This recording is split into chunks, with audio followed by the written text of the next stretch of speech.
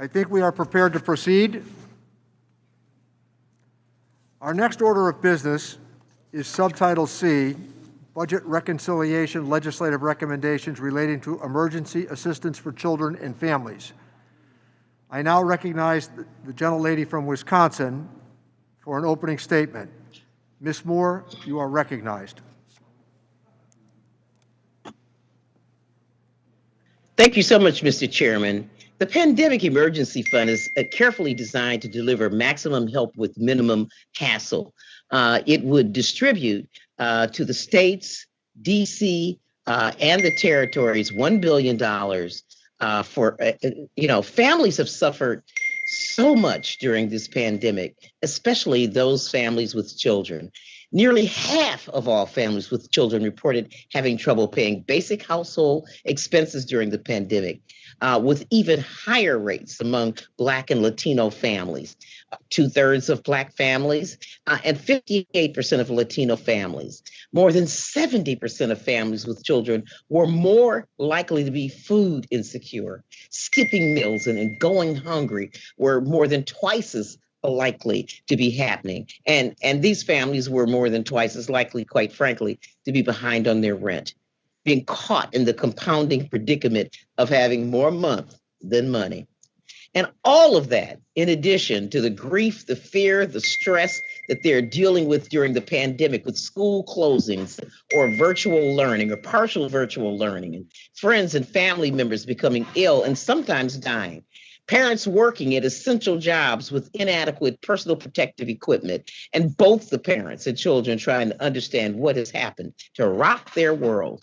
And in fact, these families needed the help last May when Democrats first proposed to provide them with emergency assistance. They needed to buy food and diapers and new shoes for their kids who've outgrown theirs from last year. They needed to pay their heating bills and their rent, and they needed their internet service so their kids could go to school. The Pandemic Emergency Fund is tailored to provide this emergency aid to provide families with non-current short-term benefits, a defined category that is tailored to provide immediate cash support and other direct emergency payments to make ends meet during this pandemic, such as emergency housing payments, short-term utility payments, burial assistance, emergency food and clothing allowances, and back-to-school costs. These short-term benefits could be provided in addition to ongoing TANF basic cash assistance for current families and could expand the number of families served during the pandemic by providing immediate cash support or other financial help during this period of crisis.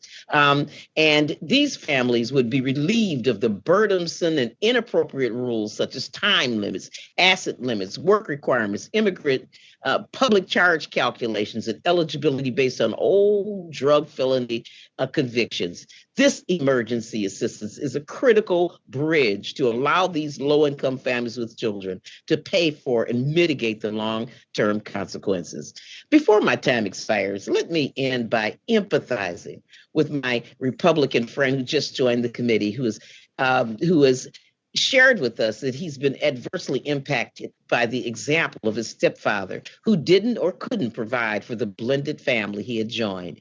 However, I reserve my outrage more for every meal my colleague missed, every cold night he experienced without electricity or heat, and perhaps even his experiencing domestic violence springing from this abject poverty on a system that would abandon any children languishing in poverty. Listen, colleagues, the lazy stepfather, welfare queen, boogeyman troll must not be paraded out again to steer us from our imperative to intervene in this national crisis. These families, these children need our help right now. And with that, I would yield back, Mr. Chairman. I thank the gentlelady.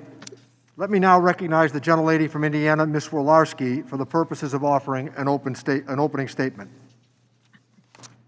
Thank you, Mr. Chairman. Well, it is amazing. It took a pandemic and a budget reconciliation measure for the Ways and Means Democrats to bring a TANF proposal before the committee for consideration. Unfortunately, the proposal before the committee really cannot be considered real reform. It can hardly even be considered a push in the right direction. Ways and Means Republicans want to see long-term reforms, and we actually have a bill to do that. But here, Democrats are proposing a $1 billion in cash benefits directed through the TANF program without consideration of the bigger picture. This proposal reminds us how broken TANF is by telling states to abandon any actual help and interaction with people and instead just cut them a check. Republican leader Brady does have a plan that puts people first. It's called the Jobs and Opportunity with Benefits and Services Act. Our welfare reform bill focuses on restoring TANF's purpose and making sure truly needy families have meaningful access to the services and supports they need to move up the economic ladder. We need to make changes to TANF to get incentives right for better accountability. I hope my friends on the other side of the aisle will consider joining us in our efforts to strengthen the social safety net instead of kicking it again down the road and creating new programs in the process. With that, Mr. Chairman, I yield back. I thank the gentlelady. Without objection, the measure will be considered as read and open for amendment at any point. At this time, I offer an amendment in the nature of a substitute, which was distributed in advance along with the green sheet explaining it. Without objection, the amendment in the nature of a substitute shall be considered as read, open for amendment at any point, and considered base text for the purposes of amendment. Now let me once again turn to Morna Miller, Staff Director for the Subcommittee on Worker and Family Support, to provide the technical description of the amendment in the nature of a substitute with an emphasis on changes made since introduction. I ask that members hold their questions until after Ms. Miller's presentation.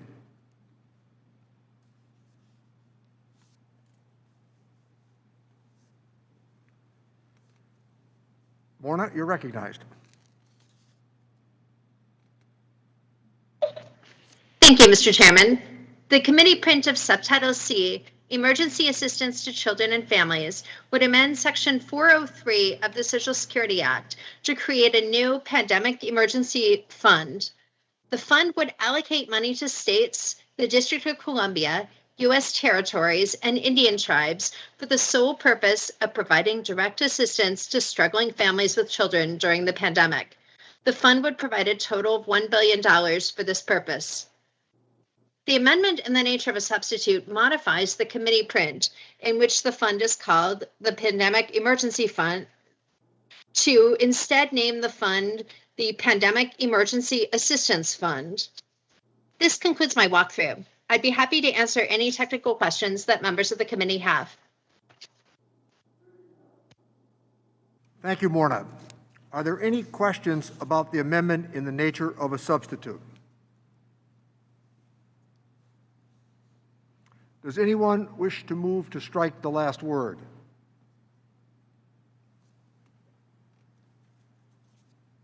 Ms. Chu, would you like to strike the last word?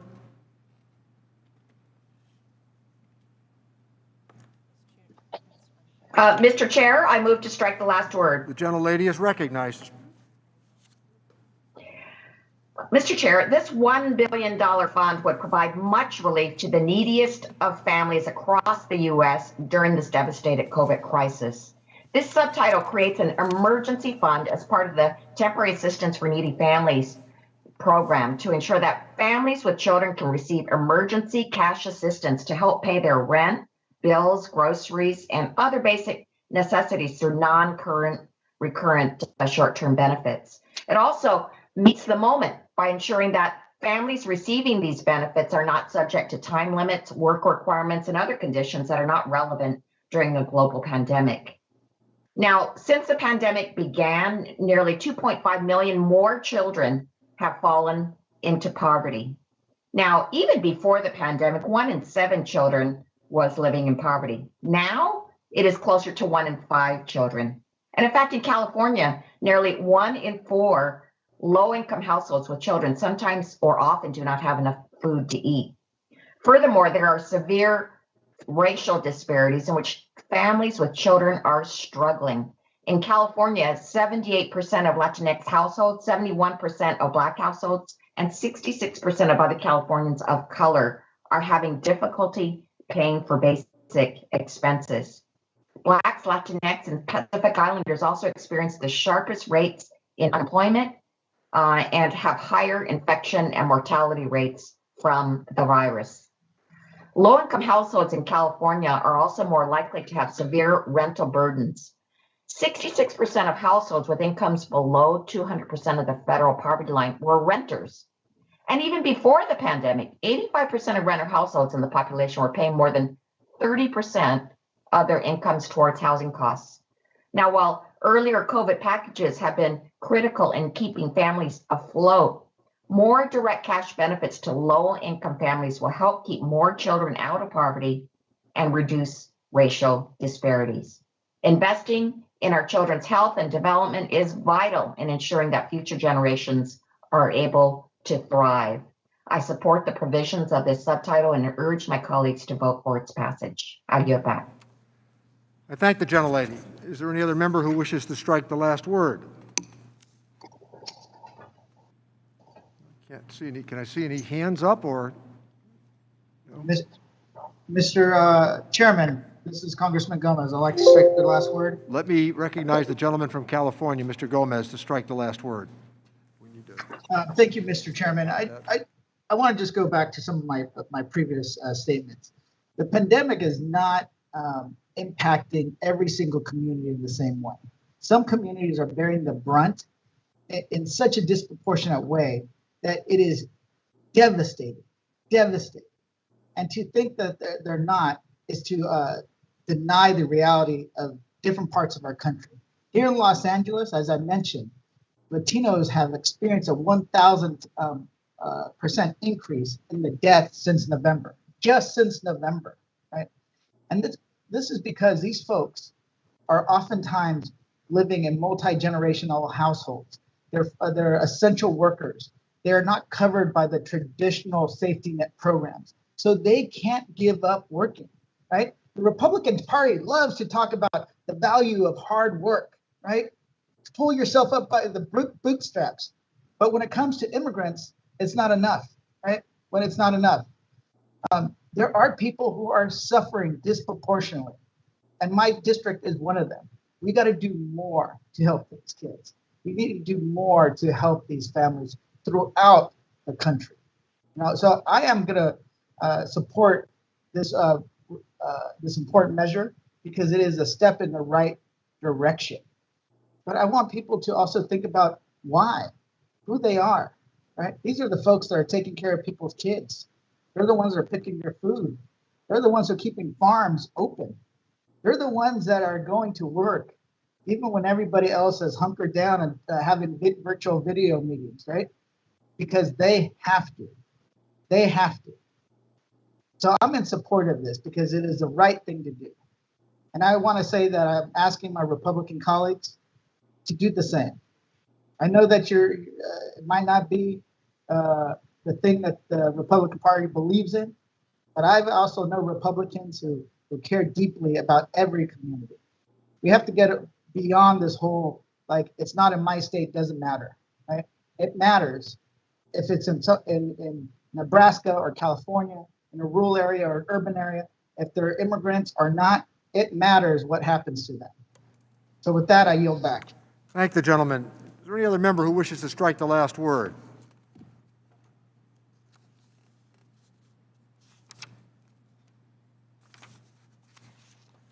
Are there any amendments to the amendment in the nature of a substitute? Mr. Chairman. The gentlelady from West Virginia, Ms. Miller, is recognized.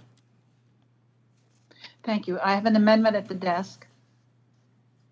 The gentlelady has an amendment at the desk. Let me recognize the gentleman from West Virginia, Mr. Byer. Mr. Chairman, I reserve a point of order. The gentleman is reserved a point of order. Give us a moment, Ms. Miller, while we pass out the amendment, and then you have an opportunity to speak on your amendment. Thank you.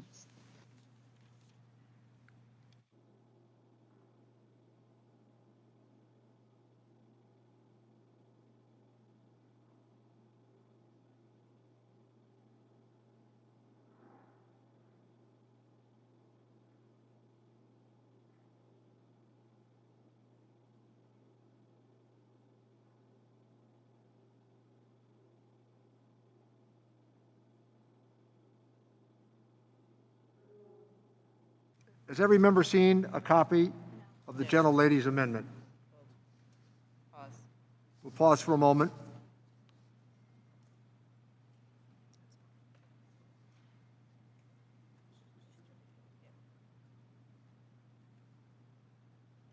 Mr. Chairman, The gentleman from the gentleman from Virginia is recognized. we used to have both states, Mr. Chairman.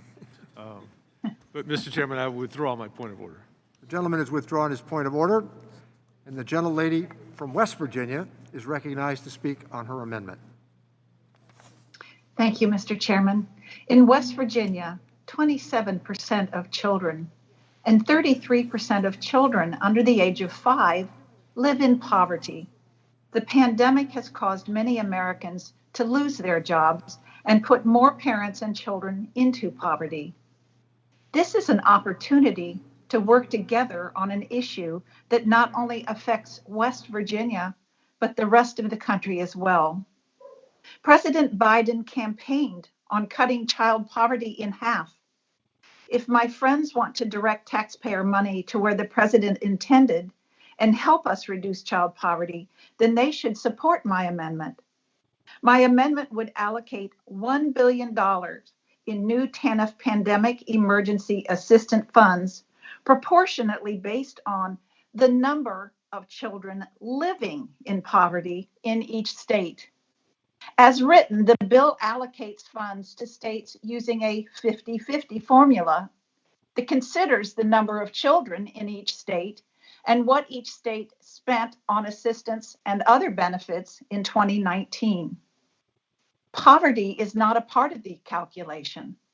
One of the biggest issues that I have with this COVID reconciliation package is the sheer lack of effort to target additional relief to families and communities that are the most impacted. Mr. Chairman, I would like to submit for the record a memo from the Congressional Research Service that shows how much each state would get if my amendment were adopted. Without objection. Many of my friends on the other side of the aisle might be surprised that they represent states that would be better off under my amendment than they would be under the current approach. In fact, by voting for my amendment, the following 11 Democrats are voting for less TANF money for their states.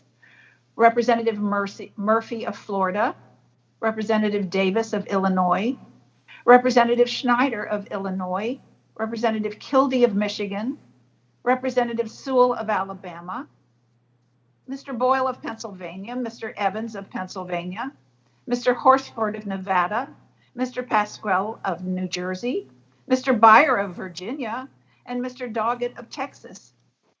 My amendment would bring an additional $792,000 to my home state of West Virginia. Any American child in poverty is one too many. The memo demonstrates that this bill does not target our resources to areas where we can have the biggest impact. Let's get these resources into the hands of those who need them the most, not just the biggest states, but the states with the most child poverty. I urge my colleagues to please consider the impact this will have on their own states and their constituents and support my amendment. I yield back. Thank the gentlelady. The gentlelady from California, Ms. Chu, is recognized to speak on the amendment. Mr. Chair, I urge a no vote on this amendment. The current distribution formula in this subtitle strikes a careful balance between providing funds to states that have more children in need of help, while also providing funds to states that have demonstrated an ability to use TANF funds to meet the basic needs of low-income families. It will ensure that states like my home state of California, which have worked hard to reduce child poverty in the past, but are struggling now because of the coronavirus, gets a fair share of the funding. Unfortunately, child poverty is spiking everywhere because of the effect of the coronavirus. So even states that have taken action to reduce poverty in the past are seeing huge spikes in unmet need and poverty that are not yet reflected in the statistics. We know that states with lower overall poverty rates also have pockets of intense need, particularly among the communities of color that have been more likely to contract COVID-19, more likely to become seriously ill, and more likely to die. But this amendment would actually slow down desperately needed help to families by allocating funds to states with a poor track record of assisting families who will leave it sitting in the Treasury instead of getting it quickly to families so that they can pay for necessities that are so basic, like food, diapers, laundry, detergent, personal protective equipment, utility bills, and rent. And for this reason, again, I urge a no vote on this amendment, and I yield back. Thank the gentlelady. Is there any other member who wishes to be heard on the amendment? The gentlelady from Wisconsin, Ms. Moore, is recognized to speak on the amendment. Well, thank you so much, Mr. Chairman. And let me associate myself with the good intent of the author of this amendment. I, for one, would not be surprised that there are very many poor children in West Virginia. As a matter of fact, when the aid to families with dependent children was first rolled out, there were lots of there were demonstrations with and reflections on the poverty in West Virginia that really brought people to tears. But I want to associate myself with the objections and the comments of Ms. Chu, because I live in a state, Wisconsin, which you didn't note in your remarks, where we have pockets of poverty, where we're number one in the nation, not proud of that, for segregation, and where African Americans are concentrated in places, pockets like Milwaukee, where there's intense poverty among our children, intense unemployment, intense imprisonment of fathers, and a state like Wisconsin might get those funds and to try to quote unquote distribute them evenly and totally miss the mark on meeting the needs of the poorest people in our community. So while it may be very well intentioned, I want you to know that $1 billion is not a lot of money at all. And so it certainly is not going to meet the needs of all poor children, and your particular distribution alternative would only increase poverty among pockets. And so with that, I would yield back and thank you for the time.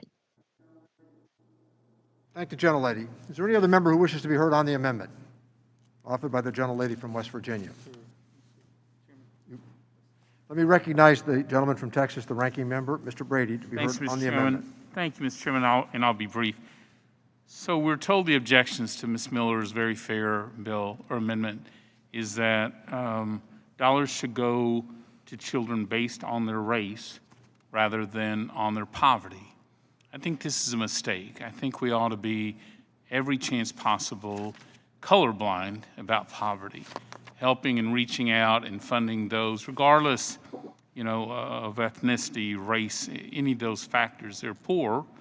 They need help. Mr. Chairman, will the members suspend? Hold on. Will the members suspend? Are you requesting that the gentleman yield? Not at this time. Will the gentleman The gentleman yield, has please? said I don't want to be. The gentleman has said he's. No. Ms. Moore, hold on for a second. The gentleman has said he's not prepared to yield. Another member here can yield their time to you after Mr. Brady speaks. I object to what he's saying. He's Hold on. misquoting me. You'll have a chance to be heard, Ms. Moore. So, picking up where I left, I really think it is important for us, as often as we can, to try to make sure that we fund poverty and address it wherever it is, whatever the race. So I think that's a really important principle.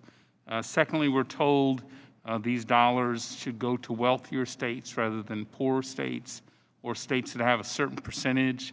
I think, too, that's a mistake. Oftentimes, a lot of states are poor, frankly, and are trying to stretch their dollars as far as they can. They elect not to be high-tax states because their families, frankly, need to keep every dollar in their budget. So I think this formula, whether intended or not, tends to direct, that is in the original bill, tends to direct dollars to certain states rather than to where the poverty is. I don't think those objections are fair. I think Ms. Miller's amendment to do it proportionally to poverty, I think will reach more of Americans. I think we absolutely agree on the need to lower child poverty, and I think it's important we do it as equally and equitably as we can across the country. So I would urge support for Ms. Miller's amendment. Thank the gentleman. Let me recognize the gentleman from Illinois, Mr. Schneider. Thank you, and I'd like to yield as much time as she needs to my colleague from Wisconsin, Mrs. Moore. The gentlelady is recognized. Thank you, Mr. Snyder, and I won't take all of your time. I just, it is very painful to me that there's a disproportionate amount of poverty among Black people, brown people, Native Americans. It hurts my heart, but it's a fact. It is not, we're not saying give money to people because they're Black, but because they're poor. And then you look at people, you look at wealthy states. I look at a place like San Francisco, where people were living in hovels, and there's great wealth disparity because of a lot of the things that we've done. But places where there are pockets of poverty that are just untenable and unbearable. And so I just want to point out that I don't like the sort of direction that you took. And I would yield back to Mr. Schneider. Thank the gentlelady. Mr. Schneider? Thank you. I just think it was important that we clarify the record and Ms. Moore had a chance to state exactly what she meant. And with that, I yield back. Thank the gentleman. Is there anybody else who wishes to be heard on the amendment? Is there anybody else who wishes to be heard? Chairman? Yes. Mr. Chairman, it's Linda Sanchez. Oh, let me recognize the gentlelady from California, Ms. Sanchez. Thank you, Mr. Chairman. Yeah, I agree with Gwen Moore, and I think that Mr. Brady's mischaracterizations of her comments were just so unnecessary. I believe that, and I don't speak for Gwen, but what I understood was that even within states which the poverty rate may not be high overall, there are very big pockets of poverty within those states. So to characterize that as saying that we somehow want to only provide relief for different minority communities is incorrect. Ms. Moore's point was that there are pockets of poverty that are extreme, and they tend to be low-income minority communities. Not that those are the only people who should be the recipients of the help that we're trying to provide through this bill. So I want to associate myself with Ms. Moore's remarks and really sort of dispel the myth that that's what the intention behind her words were. And I'll yield back. Thank the gentlelady. Let me recognize the gentleman from Ohio, Dr. Winstrup, to speak on the amendment.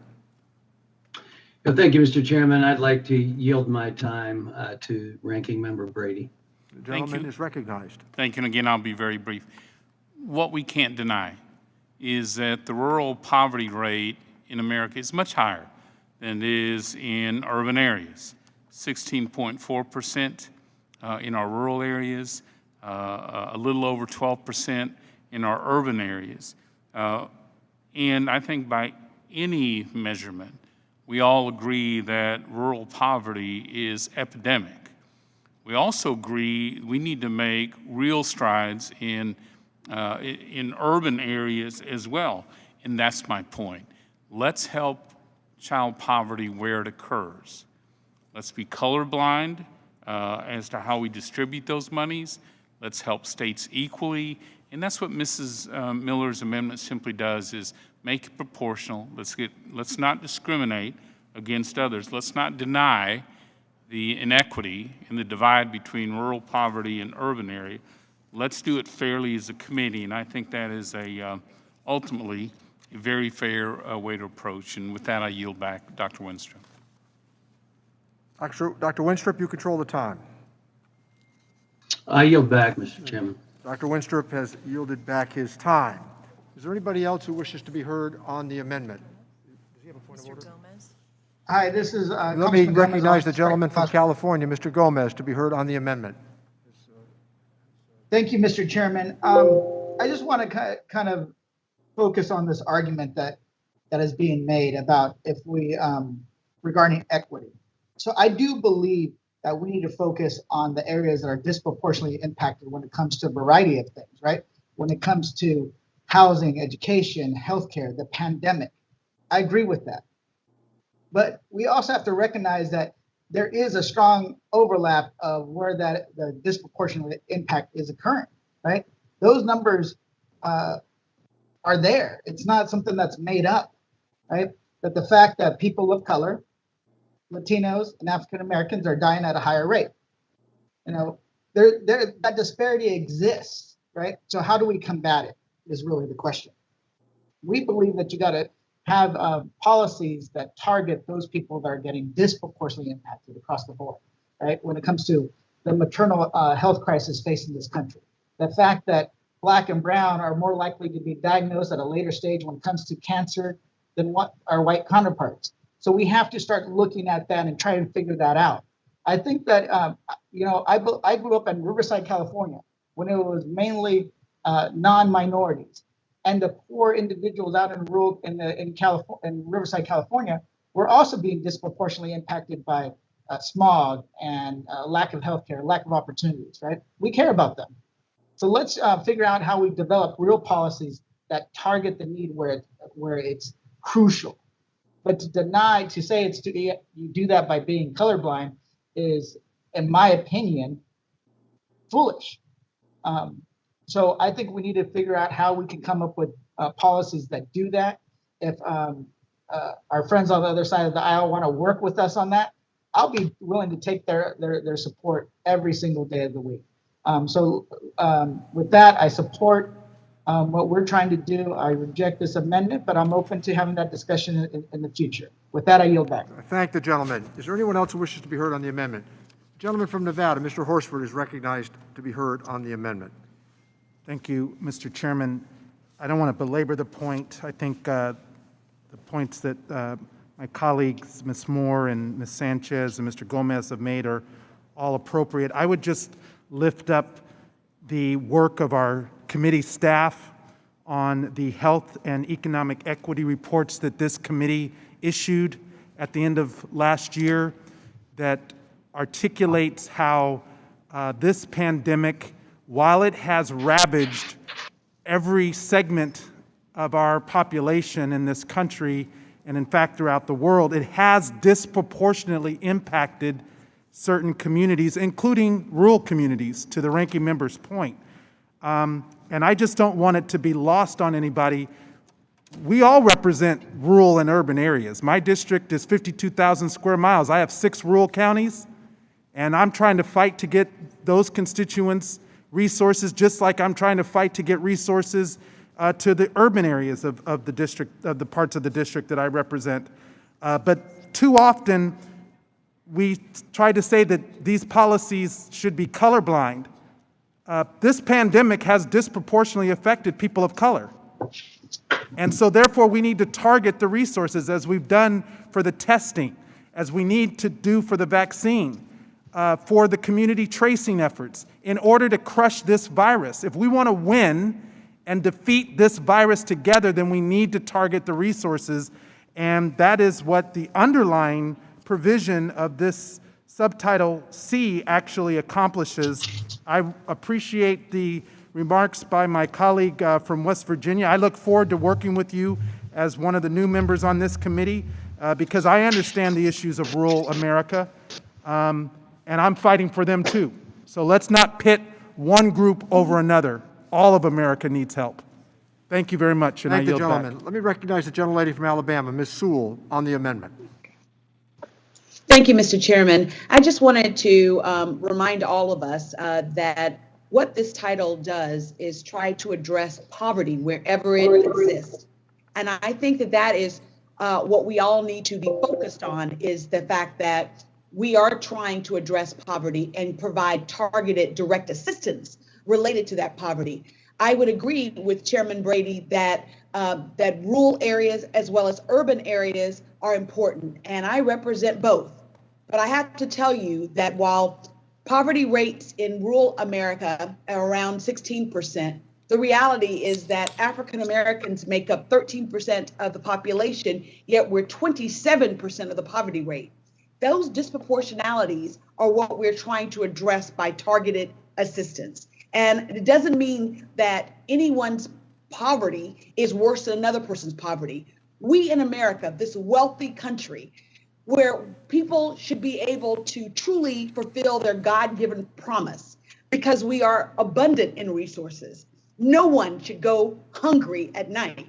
And I have 228,000 poverty-stricken children in the state of Alabama, and a disproportionate amount of them live in my district.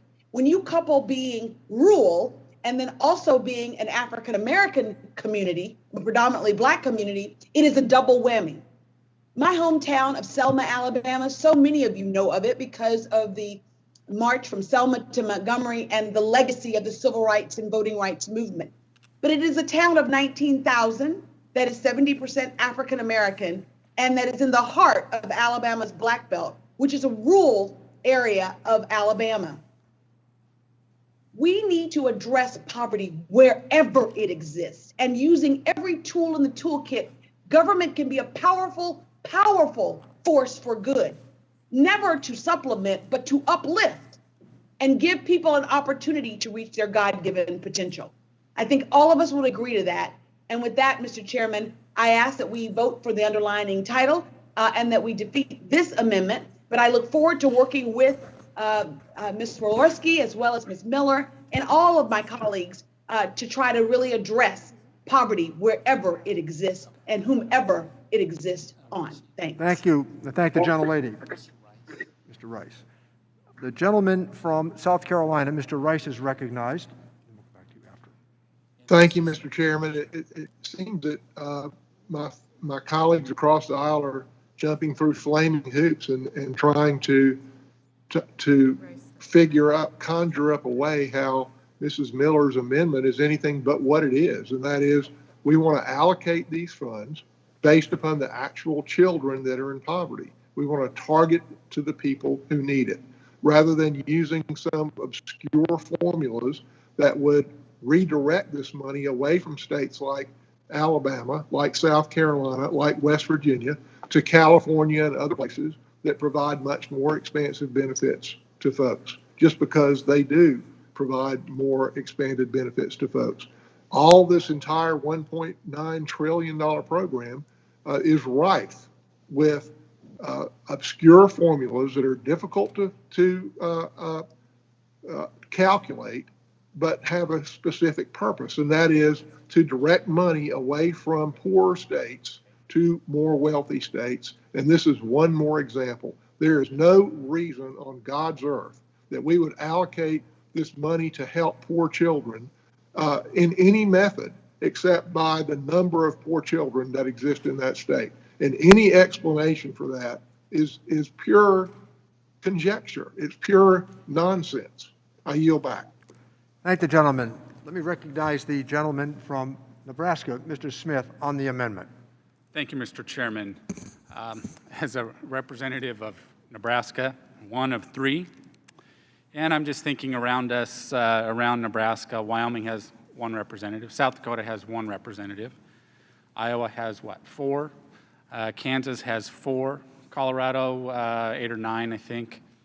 My point is that things are different across various parts of America.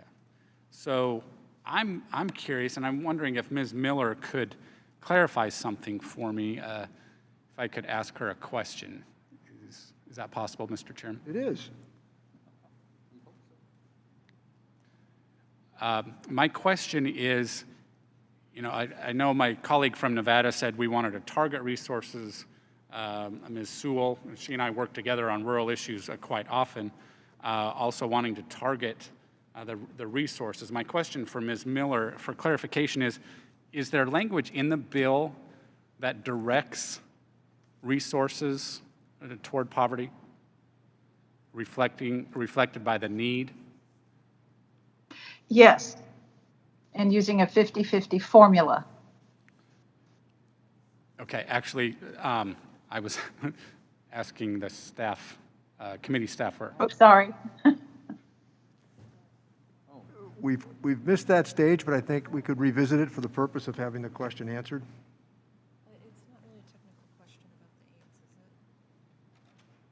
Well, any advocate of the bill, I'd be curious to know what language in the bill actually targets the resources based on need. Well, if the staff member would like to volunteer and answer, that would be fine, but I would suggest maybe if you were to call the staff and find out, that might be easy as well. Okay. Well, I think it's something that seems to have bipartisan interest, so I would hope that... The conversation's actually been decent back and forth, yes. Mr. Chairman? Yeah. Could I see the hand, please? Ms. Sewell. Yeah. The gentleman from Nebraska controls the time. I'm anxious to hear... Would you yield to Ms. Sewell? Yes, I yield to Ms. Sewell. So, but I do support the underlining bill, and it is specifically targeted to temporary assistance for needy families as defined in the TANF congressional section or statute. So by providing this temporary emergency funding, pandemic funding emergency fund under TANF, we are targeting it to the most needy of families based on poverty, as the formula, the underlining formula provides. And how is that? So how is that measured? I wanted to make that point clear. And then how is it distributed from the states after that is actually measured? I'd be curious. It's based on the same formula by which the underlining TANF is distributed to the states. So by definition, we have chosen a program that has shown itself to work in identifying targeted families, irrespective of race or geographical location, based on the needs of those families. Thank you. I yield back, Mr. Chairman. Gentlelady yields back. Mr. Smith has 1 minute and 17 seconds. I would suggest, Mr. Chairman, that there's some work to do here to clarify exactly how that is defined and distributed. There is some lacking clarity, and that would be my concern. Speaking for myself and the work that I think we did in a bipartisan fashion on TANF, and I think there's a lot of agreement that there's room for reform, and to make sure that the resources get to where they need to go and that they make a positive difference. Some states, I have to say, I think, in my opinion, abuse TANF funds. And we need to expect better delivery of results, more delivery of results from these recipients of not individuals, but the states in terms of how they choose to use those TANF dollars. There's room for improvement. Thank you, Mr. Chairman. I think it would be a worthwhile conversation with you and the other members that spoke. I didn't sense any hostility in the conversation, as much as providing perhaps a learning experience for all. And I would suggest that getting in touch with the staff right away, as well, to talk about this would be important. The question in front of us, however, is the amendment of the gentlelady from West Virginia. Is there anybody else who wishes to speak on the amendment? Okay. Hearing none, no other requests for time. The question is on agreeing to the amendment by the gentlelady from West Virginia. Members are reminded to unmute themselves for the voice vote. All those in favor signify by saying aye. Aye. Aye. Those opposed signify by saying no. No. No. No. No. In the opinion of the chair, the noes have it. Mr. Chairman, may I ask for a recorded vote? Mr. Brady, the ranking member has requested a recorded vote. Members are reminded that your camera must be turned on in order to be recorded. Please mute yourself until the clerk calls on you and state your name when recording your vote. The clerk will call the roll. Mr. Doggett. Doggett votes no. Mr. Doggett votes no. Mr. Thompson. Thompson votes no. Mr. Thompson votes no. Mr. Larson. Mr. Larson votes no. Mr. Larson votes no. Mr. Blumenauer. Blumenauer votes no. Mr. Blumenauer votes no. Mr. Kine. Kind, no. Mr. Kine votes no. Mr. Pasquale. Pascal votes no. Mr. Pascal votes no. Mr. Davis. Davis votes no. Mr. Davis votes no. Ms. Sanchez. Sanchez votes no. Ms. Sanchez votes no. Mr. Higgins. Higgins votes no. Mr. Higgins votes no. Ms. Sewell. Sewell votes no. Ms. Sewell votes no. Ms. Del Bene. Del Bene votes no. Ms. Del Bene votes no. Ms. Chu. Chu votes no. Ms. Chu votes no. Ms. Moore. Moore votes no. Ms. Moore votes no. Mr. Kildee. Kildee votes no. Votes no. Mr. Boyle. Boyle votes no. Mr. Boyle votes no. Mr. Byer. Mr. Byer votes no. Mr. Byer votes no. Mr. Evans. Mr. Evans votes no. Thank you. Mr. Evans votes no. I made it myself. Mr. Schneider. Mr. Schneider votes Out of an no. old So, I mobile Votes phone. no. have a question related to liability. Mr. Swazi. Setting up a small business work group. Swazi votes no. Scott Peters from Mr. Swazi votes no. Young and gentlemen on the Senate side. Mr. Panetta. Panetta, no. Mr. Panetta votes no.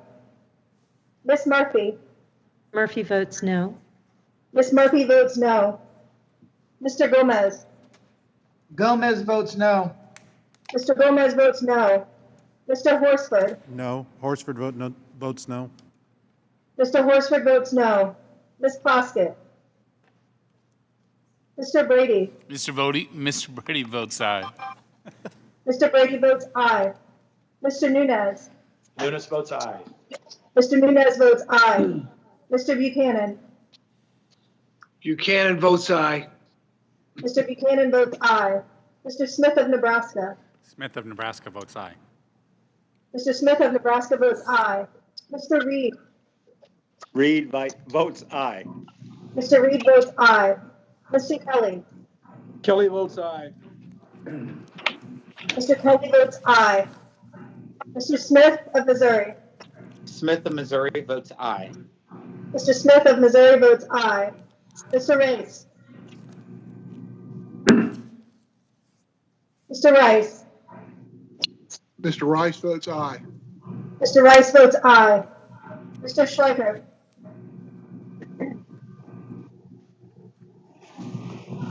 Mr. Schleicher. Ms. Walorski. Walorski votes aye. Ms. Walorski votes aye. Mr. LaHood. LaHood votes yes. Mr. LaHood votes yes. Dr. Wenstrup. Winstrup, yes. Dr. Wenstrup votes yes. Mr. Arrington. Arrington's a yes. Mr. Arrington votes yes. Dr. Ferguson. Ferguson is a yes. Dr. Ferguson votes yes. Mr. Estes. Estes votes yes. Mr. Estes votes yes. Mr. Smucker. Smucker, aye. Mr. Smucker votes aye. Mr. Hearn. Hearn votes yes. Mr. Hearn votes yes. Mrs. Miller.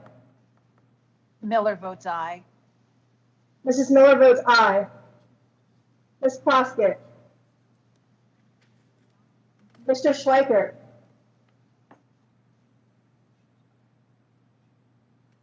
Mr. Chairman. No. Mr. Chairman votes no.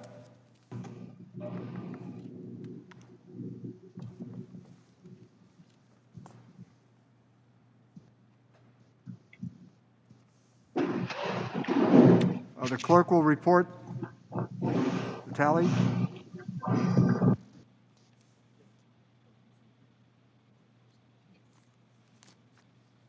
Mr. Chairman, the results are 24 noes and 17 nays.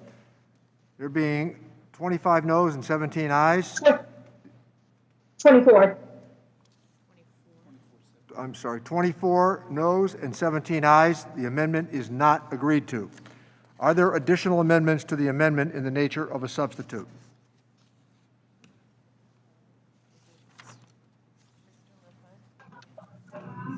Let me recognize the gentleman from Illinois, Mr. LaHood. Thank you, Mr. Chairman. I have an amendment at the desk. Would you pause, Mr. LaHood, while we make sure everybody has a copy of the amendment? And then I would recognize the gentleman from Virginia, Mr. Byer. Mr. Chairman, I reserve a point of order. Gentleman from Virginia has reserved a point of order.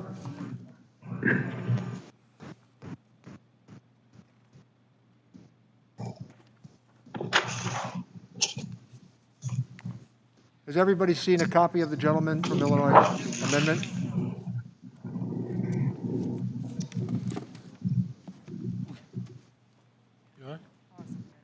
Pause for a moment.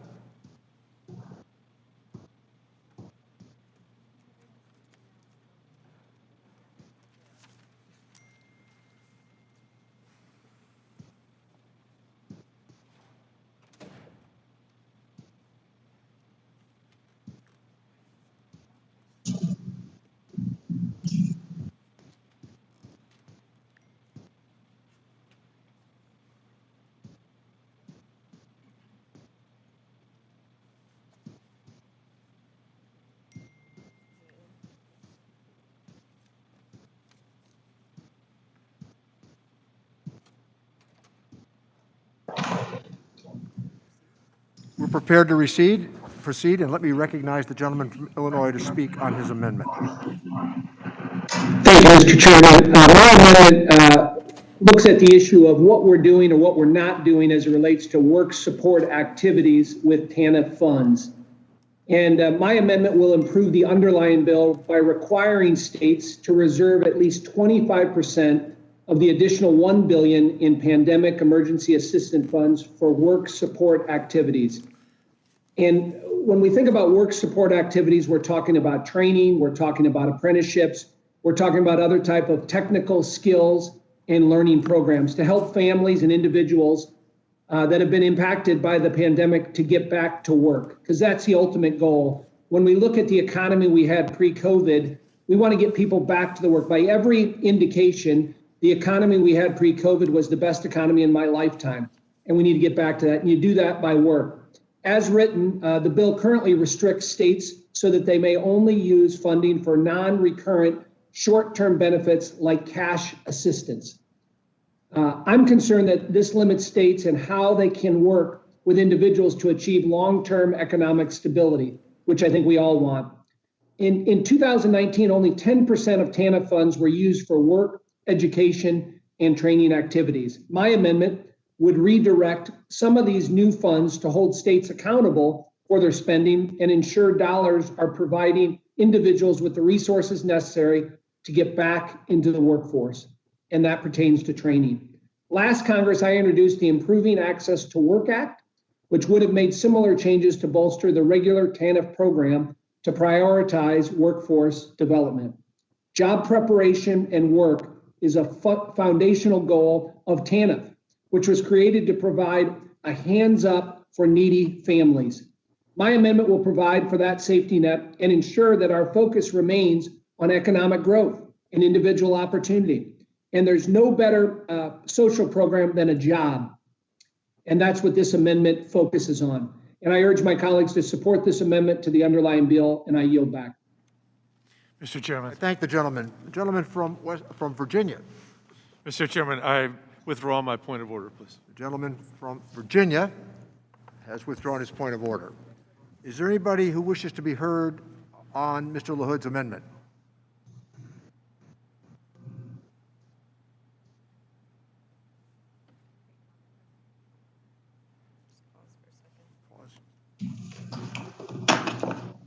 I am, yes, seeing a hand. Ms. Moore is recognized to be heard on the amendment. Thank you, Mr. Chairman. Very briefly, already 15% of these funds are for administrative costs, and then he's proposing that we have a work component encouraging them to go back to work. But the title of this chapter is that these are emergency funds. We're still recognizing that we're having an emergency. We have looked at all kinds of economists, very conservative, very liberal. Nobody thinks that the economic impact of this is going away before the end of this year. And so, to turn this into a workfare stream of funding is inappropriate. I would urge a no vote and yield back the balance of my time. Gentlelady has yielded back her time, and let me recognize the gentleman from Virginia, Mr. Byard, to be heard on the amendment. Thank you, Mr. Chairman. I too would encourage a no vote. As my friend from Wisconsin, Ms. Moore, has said, this is emergency assistance funds, whereas the help on getting people back to work is much more of a long-term investment.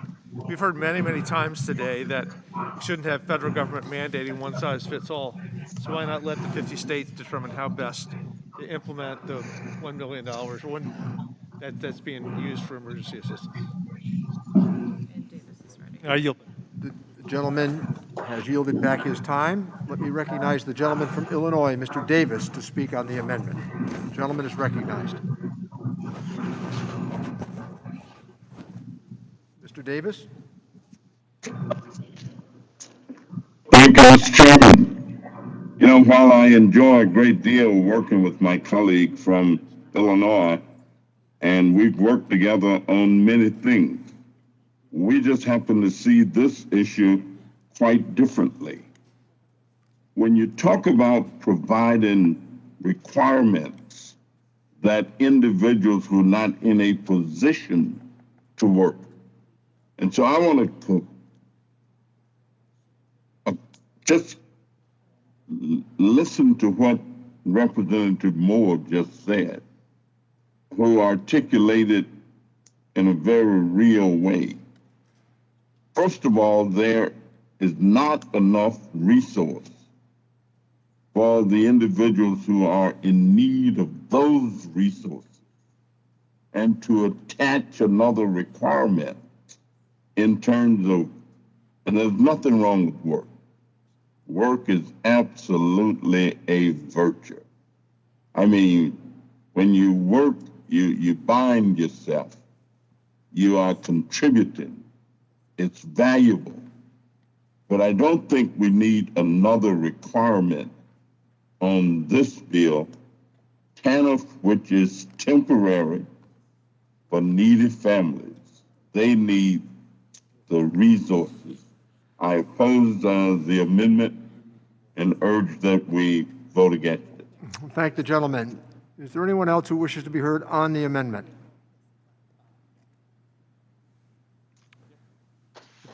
Hearing none, no request for further comment on the amendment.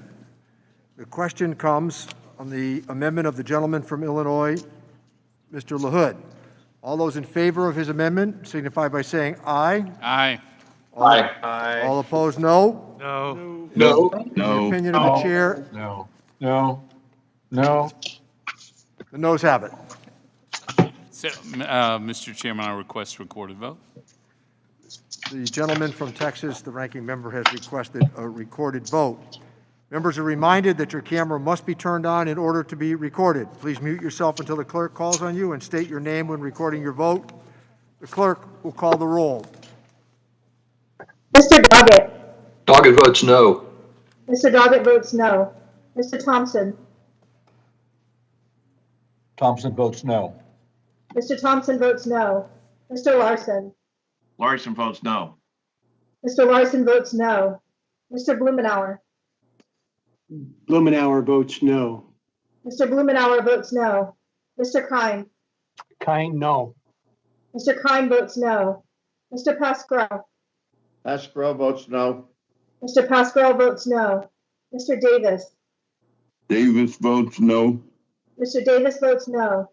Ms. Sanchez. Ms. Sanchez votes no. Ms. Sanchez votes no. Mr. Higgins.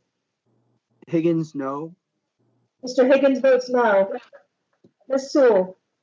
Sewell votes no. Ms. Sewell votes no. Ms. Delbene. Delbene votes no. Ms. Delbene votes no. Ms. Chu. Chu votes no. Ms. Chu votes no. Ms. Moore. Moore votes no. Ms. Moore votes no. Mr. Kildee. Kildee votes no. Mr. Kildee votes no. Mr. Boyle. Boyle votes no. Mr. Boyle votes no. Mr. Byer. Byer votes no. Mr. Byer votes no. Mr. Evans. Evans votes no. Mr. Evans votes no.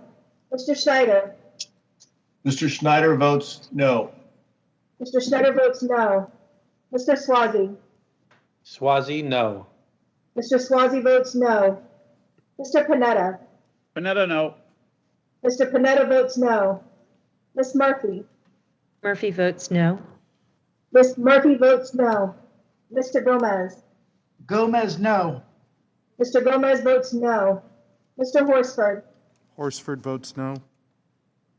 Mr. Horsford votes no. Ms. Plaskett. Mr. Brady. Brady votes aye. Mr. Brady votes aye. Mr. Nunez. Nunez votes aye. Mr. Nunez votes aye. Mr. Buchanan. Buchanan votes aye. Mr. Buchanan. Mr. Buchanan votes aye. Mr. Smith of Nebraska. Smith of Nebraska votes aye. Mr. Smith of Nebraska votes aye. Mr. Reed. Reed, aye. Mr. Reed votes aye. Mr. Kelly. Kelly votes aye. Mr. Kelly votes aye. Mr. Smith of Missouri. Mr. Smith of Missouri votes aye. Mr. Smith of Missouri votes aye. Mr. Rice. Mr. Rice votes aye. Mr. Rice votes aye. Mr. Schweikert. Schweikert votes yes. Mr. Schweikert votes yes. Ms. Walorski. Walorski votes aye. Ms. Walorski votes aye. Mr. LaHood. LaHood, yes. Mr. LaHood votes yes. Dr. Winstrup. Winstrup, yes. Dr. Winstrup votes yes. Mr. Arrington. Mr. Arrington. Dr. Ferguson. Ferguson votes yes. Dr. Ferguson votes yes. Mr. Estes. Estes votes yes. Mr. Estes votes yes. Mr. Smucker. Smucker, aye. Mr. Smucker votes aye. Mr. Hearn. Mr. Hearn votes aye. Mr. Hearn votes aye. Mrs. Miller. Miller votes aye. Mrs. Miller votes aye. Ms. Plaskett. Mr. Arrington. Arrington's.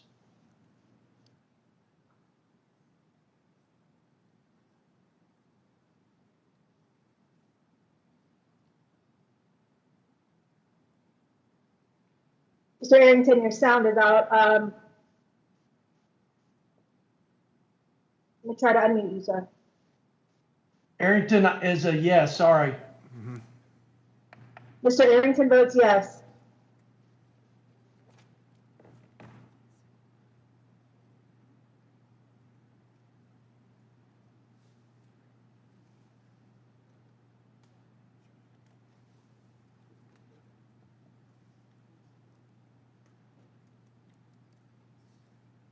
Mr. Chairman, there's 24 noes and 18 yeas. I think the chairman probably wants to vote too. Mr. Chairman, I apologize. No. Chairman votes no. And with that, Mr. Chairman, there are Would the clerk repeat the tally? 24 noes, 18 yeas. 24 noes, 18 yeas. The Yes, amendment sir. fails. Are there any other amendments in the nature of, to an amendment in the nature of a substitute? Mr. Brady is recognized. Thank you, Mr. Chairman. I have an amendment to desk. Mr. Brady has an amendment to be passed out. Mr. Chairman. Mr. Byer. Mr. Chairman, I reserve a point of order. Mr. Byer is reserved a point of order, and we'll give it a moment while Mr. Brady's amendment is passed out.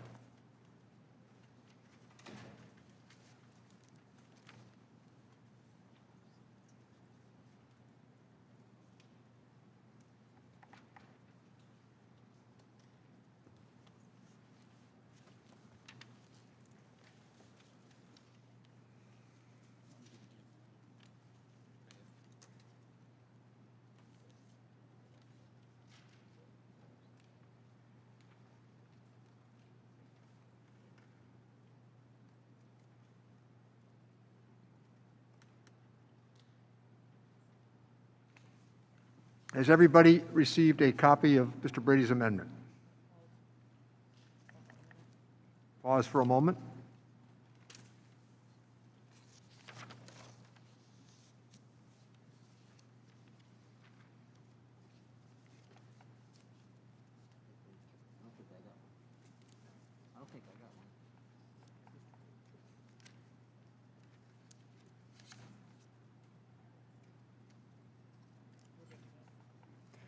The gentleman from Texas is recognized to speak on his amendment. Thank you, Mr. Chairman. I hope this amendment addresses a bipartisan concern we've had. As you recall, the original CARES bill, and again in this overall package, Congress intends to send hundreds of billions of dollars to the state and local government. And if you recall, in the coronavirus relief funds, to speed it up, we sent the money directly to states and to jurisdictions over 500,000 population. Our intent was clear, to make sure they shared those coronavirus relief funds with the smaller and rural jurisdictions within their states in those major counties. But after just a few months, it became clear that was not happening. League of Cities study showed 32 states were hoarding those coronavirus relief funds we had sent to them, not sharing them with their rural and smaller jurisdictions, either the state or the county level. In some states, we're conditioning some were conditioning these dollars, in effect playing politics with the money, by favoring certain towns over others, placing added restrictions, conditions before distributing funds. I introduced legislation to enforce Congress's intent for states to have a plan to distribute those dollars to the smaller and rural communities or lose some portion of it. Here we are, nearly a year since we passed the CARES Act, and many of our small towns and cities and rural communities feel like they have been left behind. This amendment would require direct recipients of CRF money to distribute at least 25% of any remaining funds to these smaller units of government within their borders right away for their eligible expenses. It would also require, if Congress provides additional state and local aid, a minimum of 25% must be shared with the units of local government. And this amendment requires that money be shared with local governments, rural communities, small communities in a fair and equitable way. I'm not advocating for additional dollars, but if we provide them, certainly we ought to make sure Congress's intent is upheld. This approach, like much else, I worry that if we don't target these dollars for reaching all of America, that we will see what happened in the first round occur again. Let's make sure the funds flow through these entities to the smaller jurisdictions, rural cities, rural counties as well. I believe I don't believe Congress passed the CARES Act and intended to leave all those folks out. In fact, many of my colleagues, Republican, Democrat, have agreed these dollars just aren't getting down to many of these cities and counties and rural communities that have real costs. And so with that, I would urge us to come together on a bipartisan issue. Make sure we're getting these dollars down to where we intended them to go. With that, Mr. Chairman, I yield back. Thank the gentleman. I think that the thrust of the gentleman's amendment is certainly well-intentioned, and certainly well-guided. The question for us is whether or not it is germane, and I think that trying to establish the same intent through a better vehicle might be the better way to proceed. So I'm going to recognize Mr. Byer on that count, but I'm interested in this because despite what people might think in Massachusetts, I have a lot of rural communities. Yeah. So Mr. Chairman. Gentleman from Virginia. Mr. Chairman, I made the point of order that under Clause 7, Rule 16, the amendment is not germane because the amendment deals with subject matter within another committee's jurisdiction, specifically the Committee on Oversight. Thank the gentleman. The gentleman from Virginia makes a point of order that the amendment proposed to this section is not germane. Clause 7 of House Rule 16 provides that no proposition shall be admitted under the color of amendment if it deals with a subject matter within another committee's subject matter jurisdiction, meaning simply outside the committee. Mr. Chairman, I thank you for your interest in this. I know it is sincere. This has just become such a major issue for our communities and cities and all that I will object to the ruling of the chair. Mr. Brady has objected to the ruling of the chair. Mr. Appeal Chairman, the ruling of the Appeal, chair, yeah. excuse me. He's consistently objected to some of the rulings of the chair. Probably have. Mr. Chairman, I move to table the appeal of the ruling of the chair. The gentleman from Virginia, Mr. Byer, is moved to table the ruling, table Mr. Brady's amendment. The appeal. The question is on Mr. Byer's amendment. Mr. Byers, Motion to table. All those in favor signify by saying aye. Aye. Aye. Opposed, no. No. No. The ayes have it.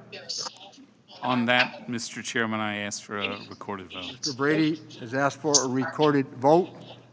During and following President Trump's speech, Trump supporters descended on the Capitol. Could I encourage members right now, based upon the example of the background noise I'm getting, to follow the prescribed rules that we have offered? A vote has been requested. Members are reminded that your camera must be turned on. In order to be recorded, please mute yourself until the clerk calls on you and state your name when recording your vote. The clerk will please call the roll. Mr. Doggett. Doggett votes aye. Mr. Doggett votes aye. Mr. Thompson. Thompson votes aye. Mr. Thompson votes aye. Mr. Larson.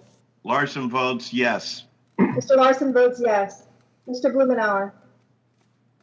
Mr. Blumenauer votes yes. Mr. Blumenauer votes yes. Mr. Kine. Kind, yes. Mr. Kine votes yes. Mr. Pascal. Pascal votes yes.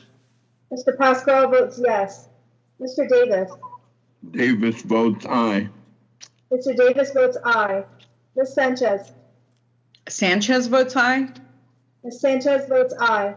Mr. Higgins. Higgins votes aye. Mr. Higgins votes aye. Ms. Sewell. Sewell votes aye. Ms. Sewell votes aye. Ms. Delbene. Delbene votes aye. Ms. Delbene votes aye. Ms. Chu. Ms. Chu. Ms. Moore. Moore votes aye. Ms. Moore votes aye. Mr. Kilby. Kilby votes aye. Mr. Kilby votes aye. Mr. Boyle. Boyle votes aye. Mr. Boyle votes aye. Mr. Byer. Byer votes aye. Mr. Byer votes aye. Mr. Evans. Evans vote aye. Mr. Evans votes aye. Mr. Schneider. Mr. Schneider votes aye. Mr. Schneider votes aye. Mr. Swazi. Swazi aye. Mr. Swazi votes aye. Mr. Panetta. Panetta aye. Mr. Panetta votes aye. Ms. Murphy. Murphy votes aye. Ms. Murphy votes aye. Mr. Gomez. Gomez aye. Mr. Gomez votes aye. Mr. Horsford. Horsford votes aye. Mr. Horsford votes aye. Ms. Plaskett. Mr. Brady. No. Brady votes no. Mr. Brady votes no. Mr. Nunez. Nunes votes no. Mr. Nunez votes no. You can't. Mr. Buchanan. Nothing. He was right. Buchanan votes no. Mr. Buchanan votes no. Mr. Smith of Nebraska. Smith of Nebraska votes aye. Mr. Smith of Nebraska votes aye. Mr. Reed. Mr. Reed votes aye. Mr. Reed votes aye. Mr. Kelly. Kelly votes no. Mr. Kelly votes no. Mr. Smith of Missouri. Smith of Missouri votes no. Mr. Smith of Missouri votes no. Mr. Rice. Mr. Rice votes no. Mr. Rice votes no. Mr. Schweikert. Schweikert, no. Mr. Schweikert votes no. Ms. Walorski. Walorski votes no. Ms. Walorski votes no. Mr. LaHood. LaHood, no. Mr. LaHood votes no. Dr. Wenstrup. Wenstrup, no. Dr. Wenstrup votes no. Mr. Arrington.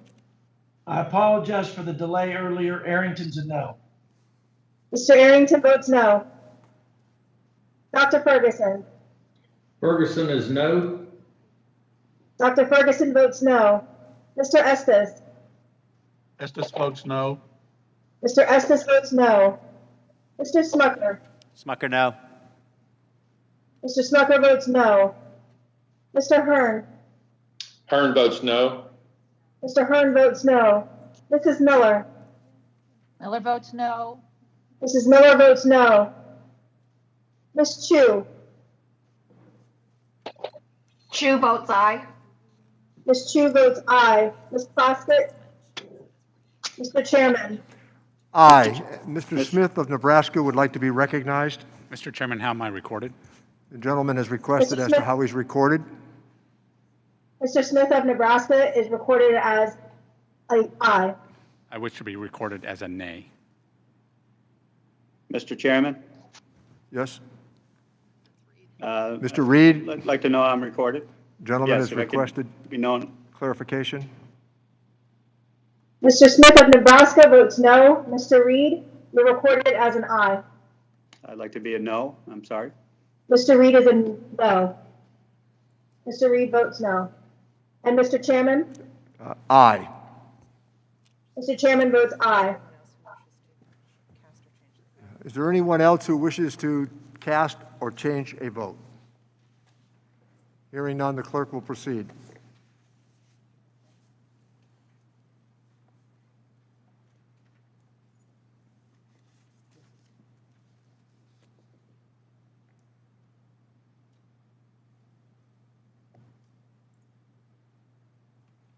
Mr. Chairman, I have 24 yeas, 18 noes. The vote is 24 yeas and 18 noes. The ruling of the chair is upheld. Are there any other amendments, additional amendments to the amendment in the nature of a substitute?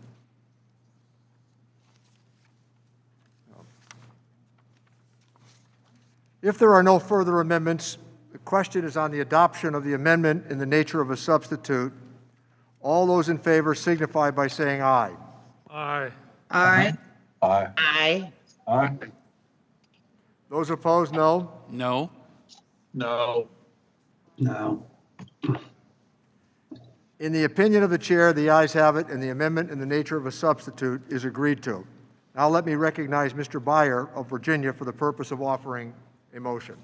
Mr. Chairman, I move that the committee do now favorably transmit to the House Committee on the Budget, Subtitle C, Budget Reconciliation, Legislative Recommendations relating to emergency assistance for children and families as amended.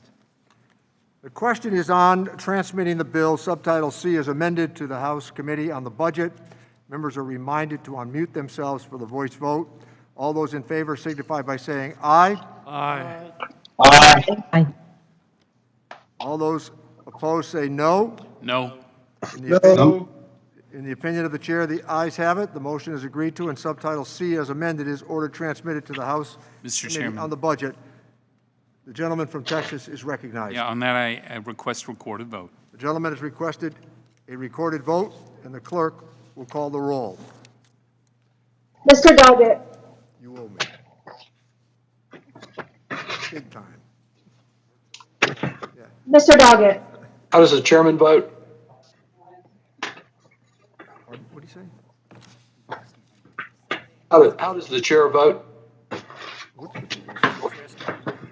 I'm voting aye. The chairman hasn't voted yet, Mr. Doggett. Just clarify the vote is on final. This vote is on final passage. Doggett votes aye. Mr. Doggett votes aye. Mr. Thompson. Thompson votes aye. Mr. Thompson votes aye. Mr. Larson. Larson votes yes. Mr. Larson votes yes. Mr. Blumenauer. Blumenauer votes aye. Mr. Blumenauer votes aye. Mr. Kine. Kind aye. Mr. Kine votes aye. Mr. Pasquale.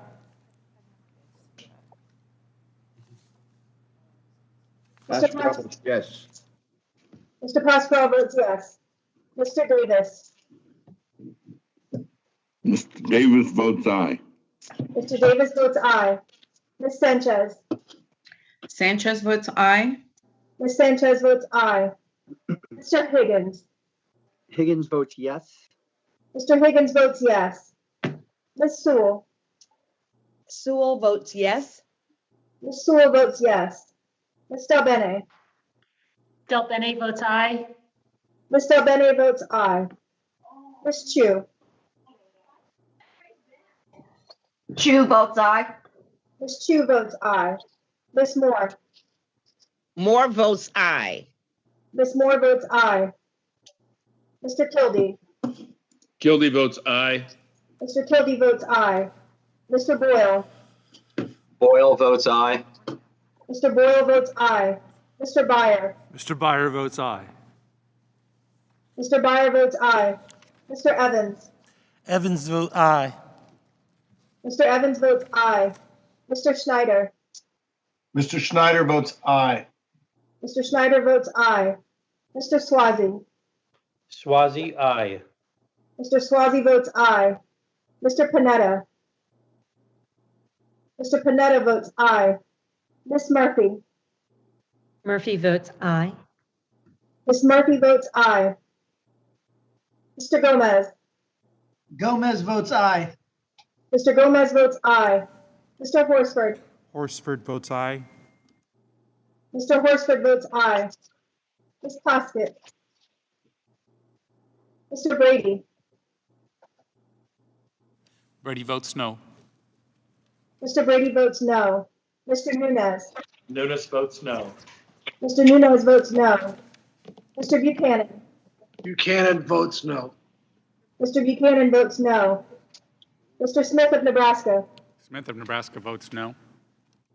Mr. Smith of Nebraska votes no. Mr. Reed. Reed votes no. Mr. Reed votes no. Mr. Kelly. Kelly votes no. Mr. Kelly votes no. Mr. Smith of Missouri. Smith of Missouri votes no. Mr. Smith of Missouri votes no. Mr. Rice. Rice votes no. Mr. Rice votes no. Mr. Schweikert. Reichert, no. Mr. Schweikert votes no. Ms. Walorski. Walorski votes no. Ms. Walorski votes no. Mr. LaHood. LaHood, no. Mr. LaHood votes no. Dr. Wenstrup. Wenstrup, no. Dr. Wenstrup votes no. Mr. Arrington. Arrington's a no. Mr. Arrington votes no. Dr. Ferguson. Ferguson votes no. Dr. Ferguson votes no. Mr. Estes. Estes votes no. Mr. Estes votes no. Mr. Smucker. Smucker, no. Mr. Smucker votes no. Mr. Hearn. Hearn votes no. Mr. Hearn votes no. Mrs. Miller. Miller votes no. Mrs. Miller votes no. Ms. Poskett. Mr. Chairman. Mr. Neal votes aye. Mr. Chairman votes aye. The clerk will report the vote.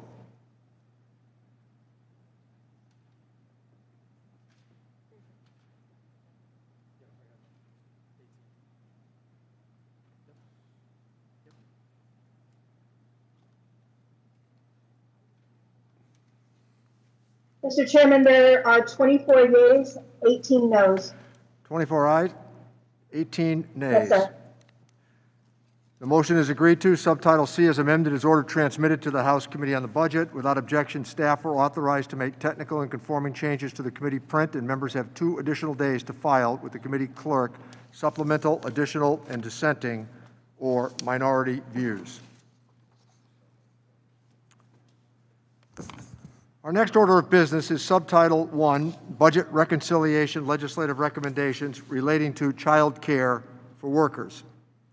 This legislation seeks to address the urgent need for child care that so many workers are presently facing by increasing annual funding for child care entitlement to states to $3.4 billion per year. It also provides a guaranteed $100 million a year to Indian tribes and adds U.S. territories as well, guaranteeing them $75 million a year. This committee is no stranger to the difficulties that working parents face, especially during this pandemic, and my God, has it become even more obvious.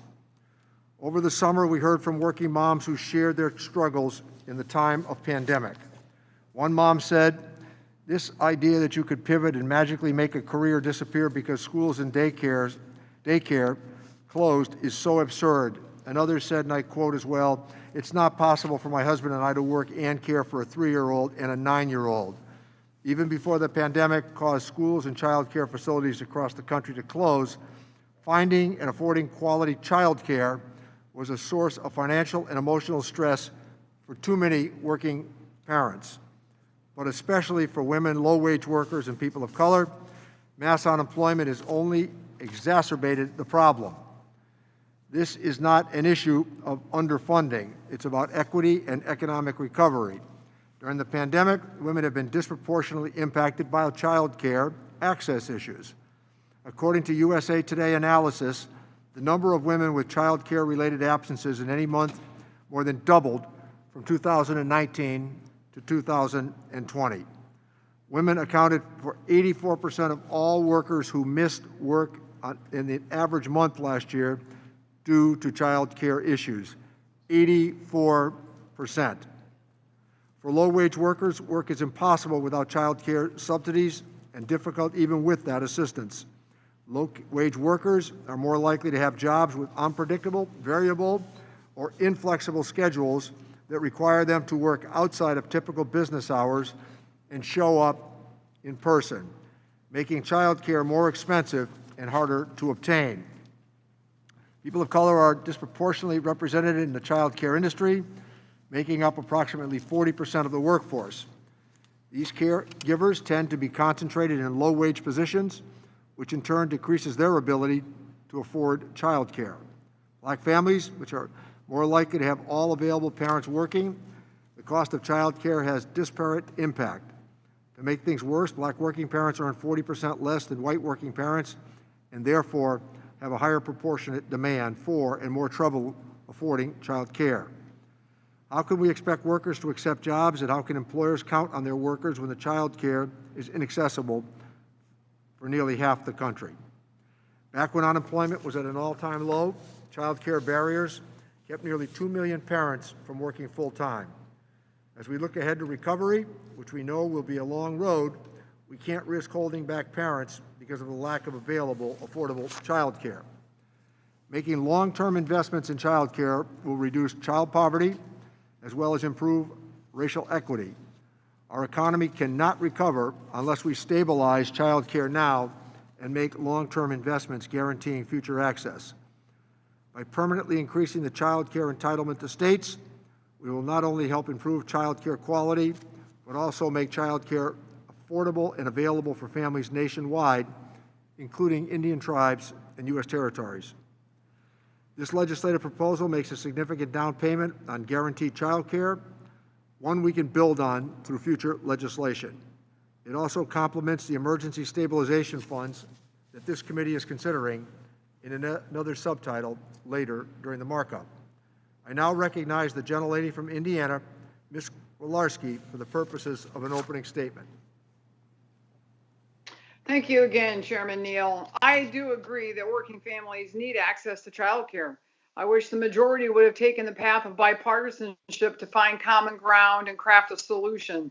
As millions of Americans return to work, they need to be able to rely on childcare providers to keep their children safe and healthy throughout the workday.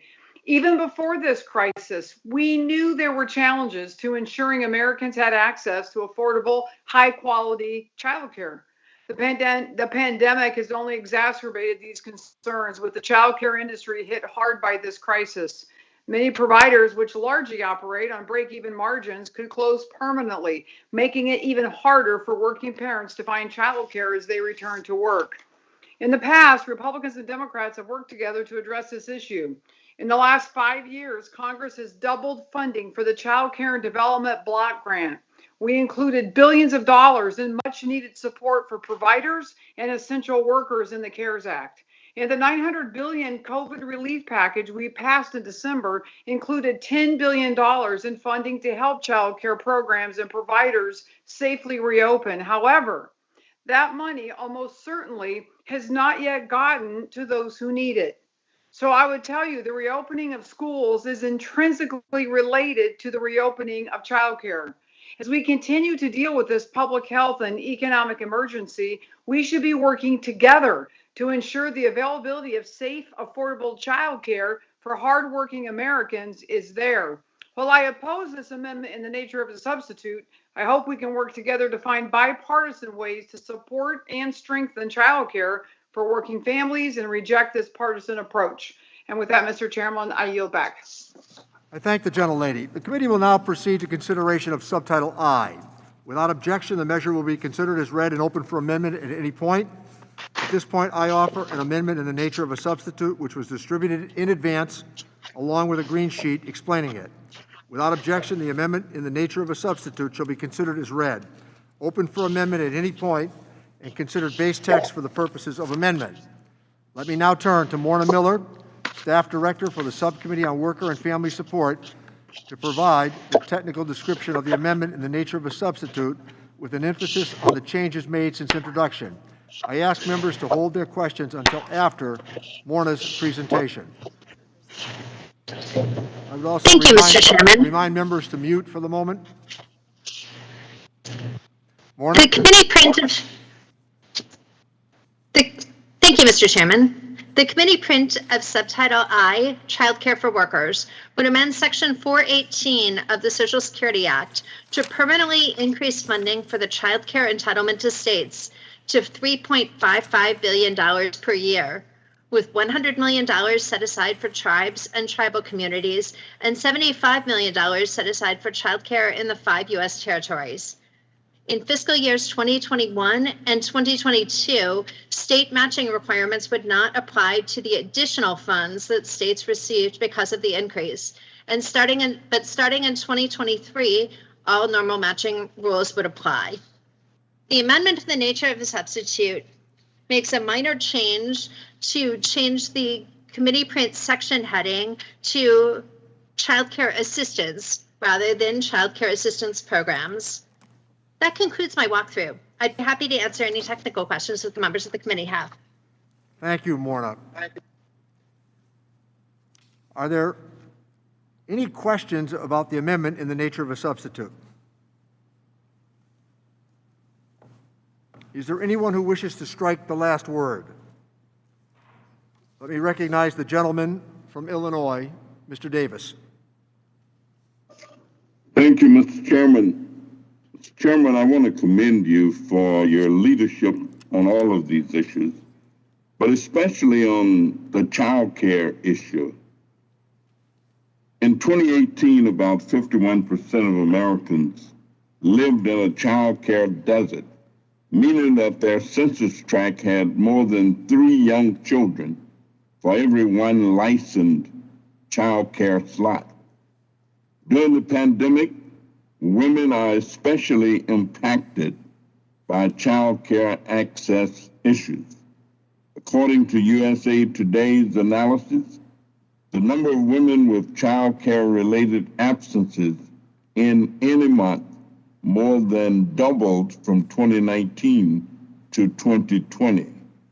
Women accounted for 84% of all workers who missed work in the average month last year due to child care issues, a 5-year high. For low-wage earners, work is impossible without child care subsidies and difficult even with the system. Low-wage workers are also more likely to have jobs with unpredictable, variable, or inflexible schedules that require them to work outside of typical business hours, making child care more expensive and harder to obtain. people of color are disproportionately represented in the child care workforce.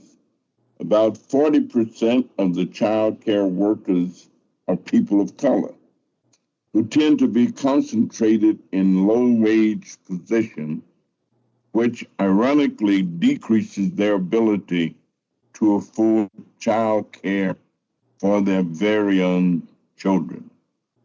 My district office is next door to a child care center, and I see young women especially bringing their children at 8 o'clock in the morning, sometimes when I get here. And I see their energy and see how they feel because they're able to bring their children to some place knowing that they will be safe and secure. Child care is one of the most important issues we can possibly deal with. I urge passage of this legislation and yield back the balance of my time. I thank the gentleman. Now let me recognize the gentlelady from California, Ms. Chu, to strike the last word. Mr. Chair, I move to strike the last word. The gentlelady is recognized. While affordable and quality childcare access was a problem before 2020, the COVID-19 pandemic has truly exacerbated the situation, and women have been disproportionately affected. Since February of 2020, more than 2.3 million women have had to leave their jobs to care for their children because schools and childcare centers closed suddenly in order to stop the spread of the virus. All of a sudden, they were juggling their jobs and the needs of their children without any support. The bill before us today helps us have these women's backs. The bill would increase the child care entitlement to states to $3.4 billion per year permanently, and my state of California would see a 22% increase in funding for quality child care providers. Without the investments in this bill, child care centers that have shuttered will struggle to reopen, and it could take years for the women labor force participation rate to reach the levels that it was before the pandemic. In addition to childcare being a vital component in women returning to work, high quality childcare is also key in the success and early development of our nation's children. Studies show that having access to quality childcare can play such an important role in the trajectory of a child's educational and developmental success. However, during the COVID-19 crisis, many children are missing out on these critical developmental milestones due to quarantines and child care facility closures. So investing in these quality programs will mean more children will thrive in school and lead healthier lives. These programs also support the jobs of child care workers. Since the pandemic, 173,000 child care jobs have been lost, and providers have struggled to remain open with the loss of revenue and overhead costs. Finally, these federal investments in child care need to be greatly increased as racial disparities continue to persist in who can access child care services. Even before the COVID-19 crisis, many families of color were not able to access child care. In fact, only 3% of federally eligible Asian children, 6% of Latinx children, and 15% of Black children were able to access child care based on federal eligibility. And that's why more investments are needed to help more eligible families access the care they need. The child care problem is not going away, and if we truly want to invest in our future and rebuild our economy, robust federal child care funding is needed. This bill is a critical step in the right direction. I urge my colleagues to support this provision, and I yield back. Thank the gentlelady. Let me recognize the gentlelady from Wisconsin, Ms. Moore, to strike the last word. Is there anybody on your side that wants to be heard on this? Thank you so much, Mr. Chairman. I am just so delighted that this child care provision has been put into this package. I want to agree with everyone that this has been an emergency long before COVID, and really associate myself with Ms. Walorski's observations therein. I think the thing that's so confusing to me about folk who propose welfare reform is that they don't just get this piece. This is just strictly arithmetic. We always talk about these lazy women that we want to incentivize to go back to work, force them to work for $7.25 an hour, or maybe some workfare program for less. But we don't want to take care of their children. Even if they could identify and find childcare, where are they going to find childcare for $7.25 an hour, in which case they'd have to turn over their entire check to them, or hire them for below minimum wages in order to secure childcare? Or we have seen over time very unfortunate circumstances where women, in order to meet the work requirements, have left their children at home alone, or cleaned out the 8th grade with their older children being forced to stay home and babysit so that they can meet workfare requirements. I mean, we need a long-term child care solution, but there's no way to get women into the workforce without providing child care. And I just want to make one other point. Lest people think women who are poor and on welfare love their children less than other women do. We love our kids too. And we do not want to leave our kids in the hands of people who are sick and disabled. You know, let great grandma take care of the baby on the days that she's not at dialysis, or let Chester the molester babysit. We want good, decent child care for our children too. And this is a solution. And I salute all my colleagues who put yeoman's effort into making this provision. And I urge unanimous support for this provision. And I yield back. Thank the gentlelady. Let me recognize the gentlelady from Alabama, Ms. Sewell, to strike the last word.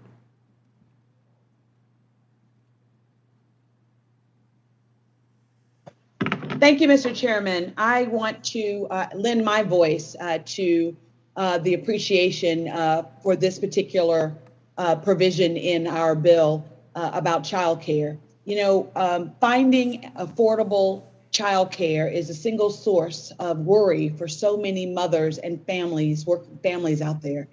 In 2018, about 51% of Americans lived in a child care desert, meaning that their census tracts had more than 3 young children for every 1 licensed child care slot.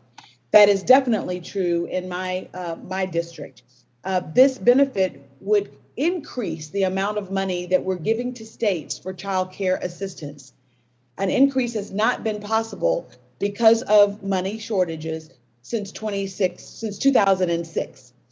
In a letter to Congress, 41 chambers of commerce wrote, "For millions of Americans, returning to work is not just contingent on the lifting of stay-at-home work orders during this pandemic and their employers reopening, but on securing child care for their children." The child care entitlement to states has been frozen at $2.9 billion per year since 2006. And has lost about 20% of its value due to inflation. The fact that we are doing this and making it permanent is a long-term investment, in my opinion, in child care, reducing child poverty, and improving racial equity. The National Academy of Science identified improving child care access as one of the most cost-effective approaches to reducing child poverty. Low-income neighborhoods, as well as neighborhoods with a high proportion of non-speaking, English-speaking speakers, often have low availability of formal, licensed, culturally competent care.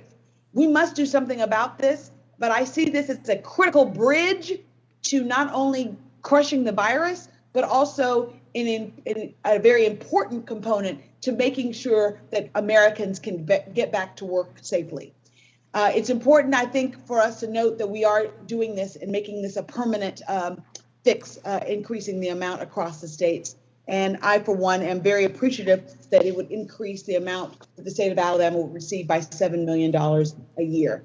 With that, Mr. Speaker, I yield back the balance of my time. Thank the gentlelady. Is there any other member who wishes to strike the last word? Mr. Chairman, Yes.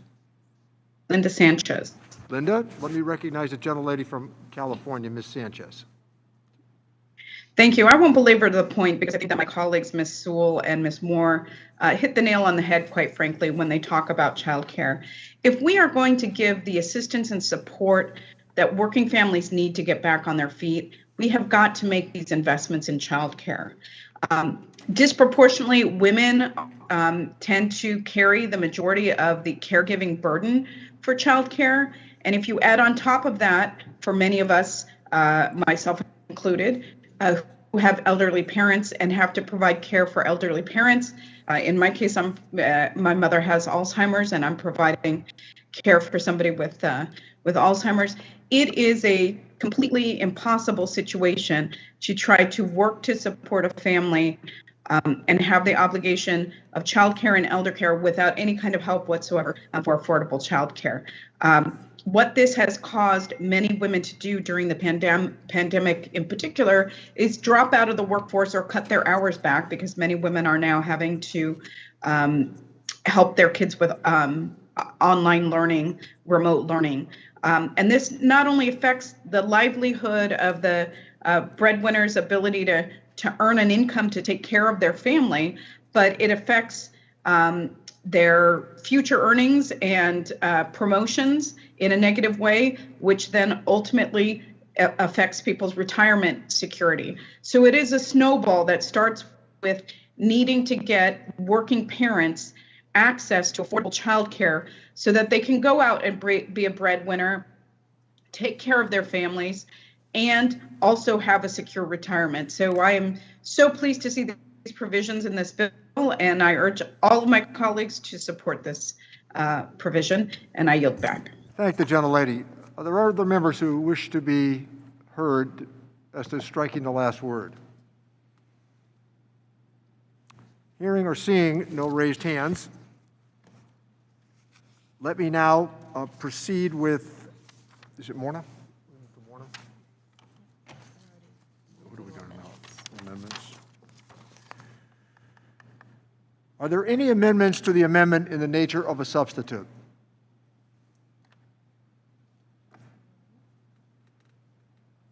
Mr. Chairman, I have an amendment at the desk. Ms. Wolarski is recognized.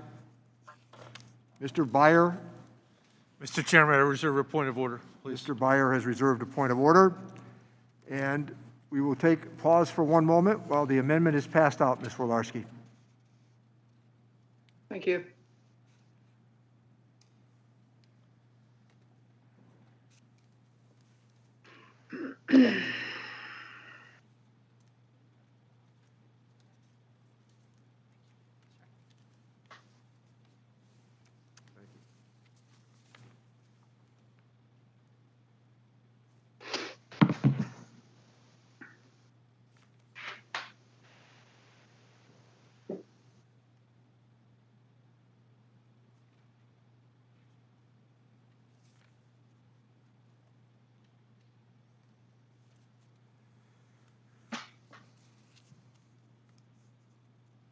Does everybody have a copy of the amendment?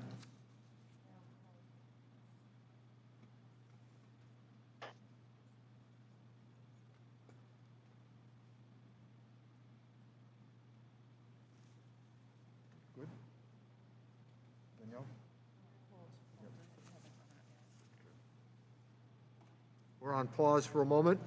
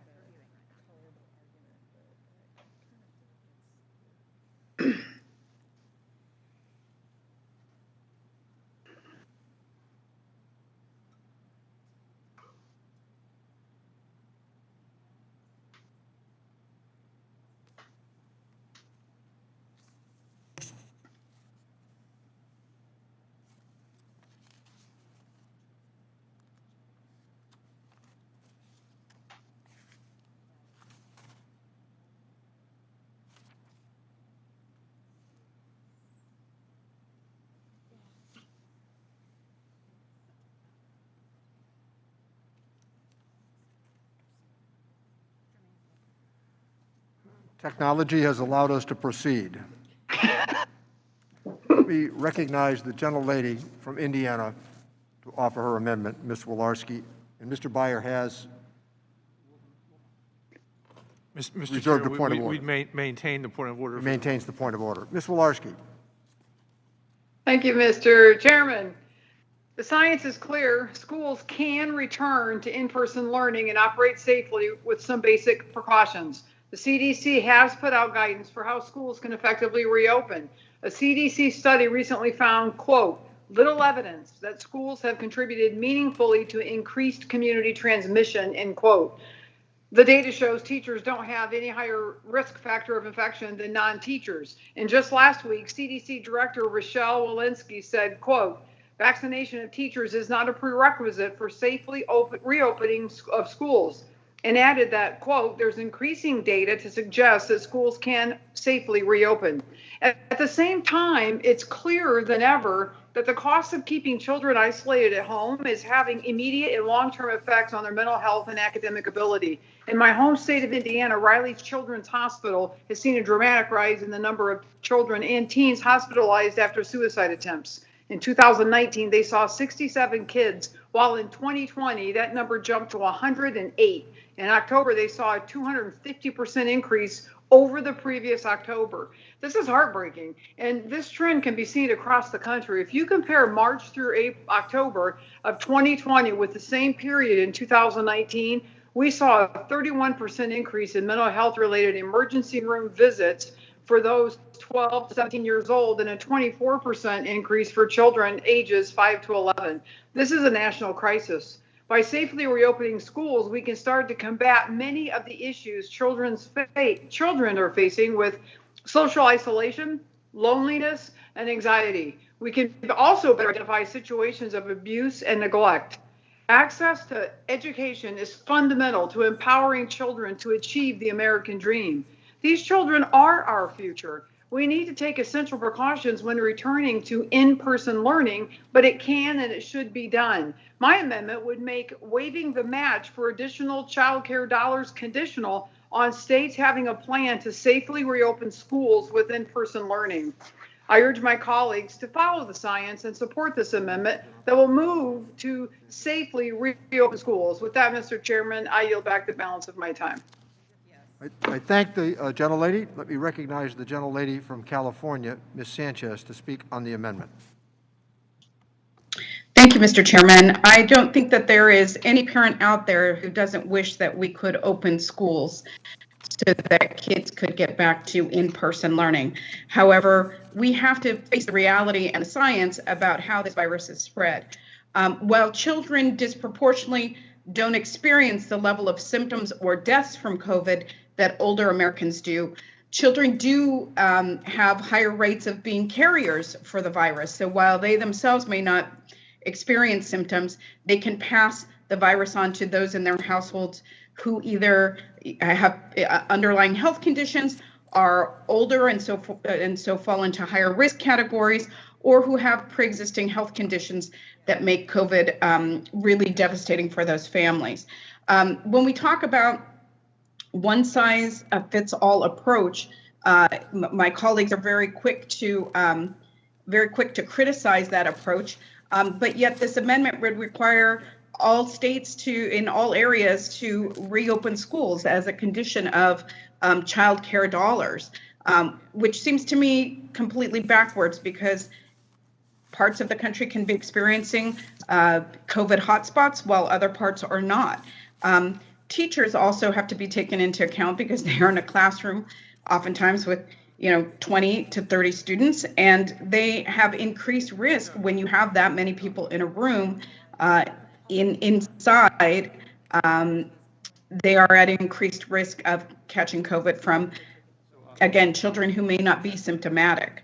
But I think that every state is working very hard to try to find safe ways to reopen their schools, but you can't force people to reopen a school if it doesn't have adequate, ventilation and airflow, all of the things that make COVID far more transmissible. So I think while this is well-intentioned, I think that it's really just a cudgel to try to force people to do things that may be unsafe. So I think we need to listen to the science. I think we need to listen to the experts, and I think we can't rush school openings until we have the requisite percentage of people who have been vaccinated, until we have the correct set of circumstances for these schools in terms of air filters and everybody adhering to the social distancing and mask wearing, which does not go on everywhere. So I think that, forcing people as a condition to providing working parents with childcare, forcing people to try to push kids and teachers into a classroom when it still may not be safe is not the way to go about it. And for that reason, I would urge my colleagues to vote no on this amendment. And with that, I will yield back to the chairman. Thank the gentlelady. Does the gentleman from Virginia continue to reserve his point of order? No, Mr. Chairman, I withdraw that point of order. As the gentleman has withdrawn his reservation, is there any other member who wishes to speak on the amendment? And I recognize the gentleman from Nevada, Mr. Horsford, to speak on the amendment. Thank you, Mr. Chairman. I appreciate the effort by Ms. Wolarski and those who are proponents. However, in the overall American Rescue Plan, there is, I believe, $130 billion of funding to public schools to address the issues around being able to reopen the facilities safely. And I really want to underscore this point. Teachers have been teaching. Parents and students have been working in a virtual learning atmosphere. And where possible, now there are hybrid environments where some students are returning to the classrooms. But as Ms. Sanchez just said, you have to follow the science that CDC guidelines say. You need to practice social distancing. You need to address the ventilation. You need to make sure that the education leaders in those schools have the equipment, the PPE, the testing to protect themselves and their students, parents who may be coming in and out of the classroom. And so I don't understand why you would deny funding for childcare as a condition around a plan to provide facilities to reopen. And schools are open. Teachers are teaching. Students are learning. But why would we deny the funding for childcare after you just had an amendment about work support to TANF recipients or others that are receiving benefits? One of the biggest work supports we can give people right now is childcare. As my colleagues have stated very well, that this is the main barrier for people being able to go back into the workforce is the cost of childcare, the quality of childcare. And so I hope that Ms. Wolarski and others understand that President Biden in this American Rescue Plan wants to reopen our schools, our economy. The way we do that is by crushing the virus. And we need to put the resources into our frontline healthcare workers and first responders. I want to commend the National Guard, the fire departments, FEMA, the health districts, the people who are actually on the front lines doing this. I went and visited 2 of the vaccine centers in my district recently with some of my local elected officials, and I got to see directly. And what I came away with is they need more help. They need more inventory, more vaccines, they need more technology, they need more staff. And that's what the American Rescue Plan does. So with all due respect, because I do think Ms. Wolarski's well-intentioned, but I do not think that we should play politics with the issue of reopening. And I do want to just say one last thing, because there was an article written by the New York Times that included my state, the Clark County School District, which is the 5th largest school district. And there were some assertions made in that article, and Ms. Wolarski kind of intimated around the issue of mental health, the number of suicides, and the challenges that students are facing, and parents, as a result, as you noted, around isolation and anxiety that is real. But when you really drill down and listen to the parents and to the students, one of the biggest factors is the economic pressures that families are under right now in this pandemic. And that's what the American Rescue Plan is attempting to address. So let's not make this political. Families are hurting. The last thing we need to do, again, is make it worse for them. So with that, Mr. Chairman, I yield back. Thank the gentleman. Let me recognize the ranking member, Mr. Brady, on the amendment. Thank you, Mr. Chairman. So let's return to the Wolarski amendment. Fast fact check. This amendment doesn't require schools to reopen. Simply requires the state to have a plan to reopen schools based on their state and their conditions. Secondly, my colleagues on the Democratic side just argued passionately that there had to be conditions on child poverty dollars in order to target the need is. Ms. Wolarski obviously makes a very related argument, the same one, that you can't separate school reopening from the need for child care dollars here. It is directly related.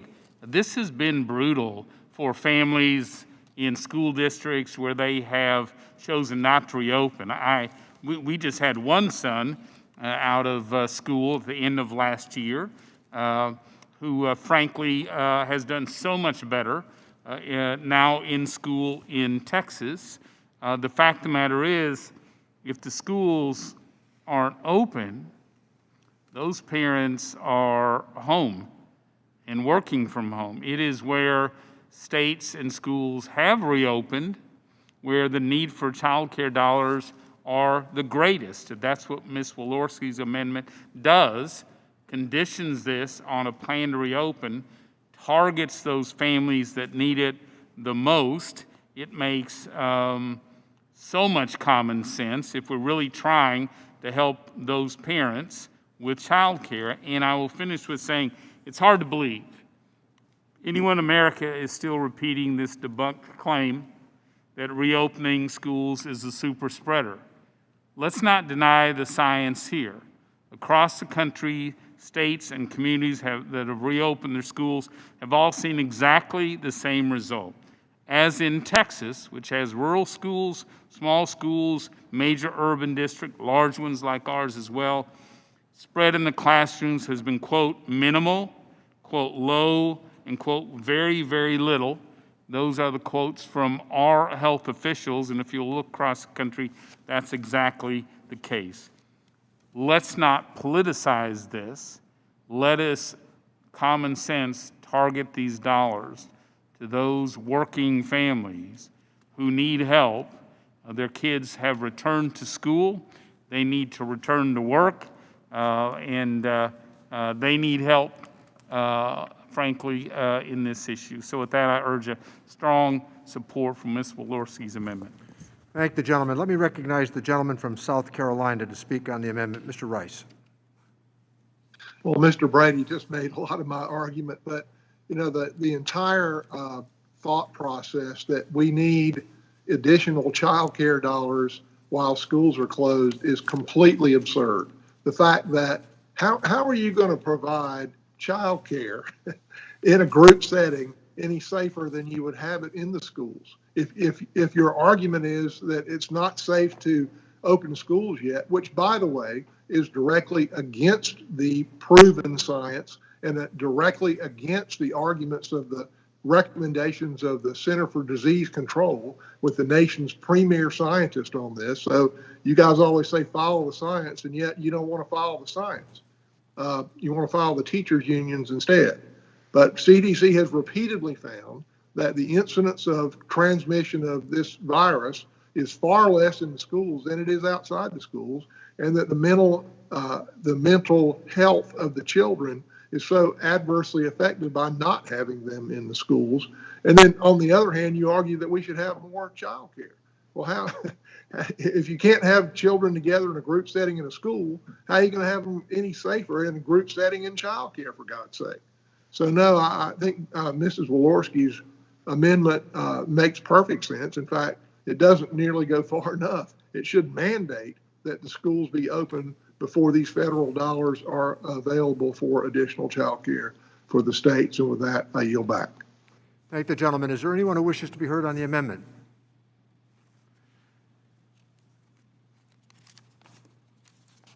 The question is on agreeing to the amendment offered by the gentlelady from Indiana, Ms. Wolarski. Members are reminded to unmute themselves for this voice vote. All in favor signify by saying aye. Aye. Aye. Aye. Those opposed, no. No. No. No.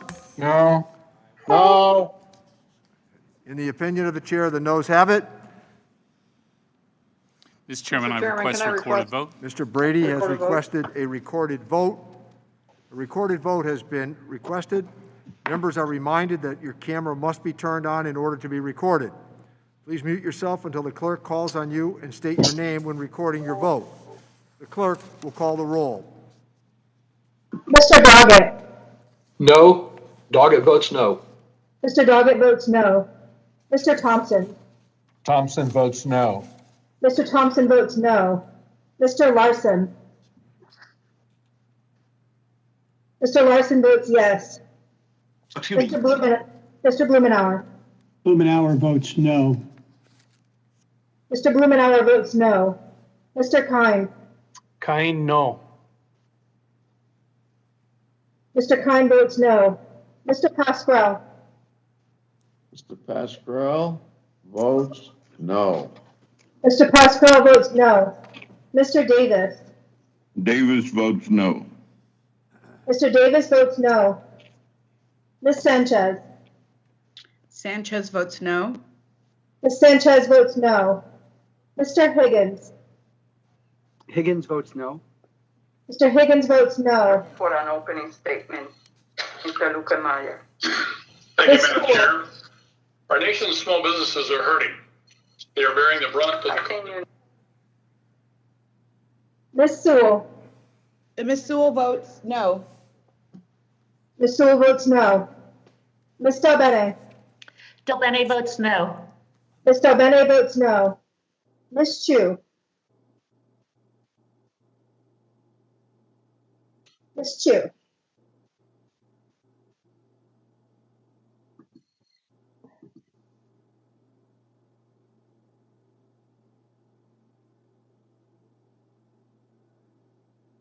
Ms. Chu, I can come back to you. Can I ask how I've been recorded? Mr. Larson, you're recorded as yes. I wish to be recorded as no. Mr. Larson votes no. Ms. Chu.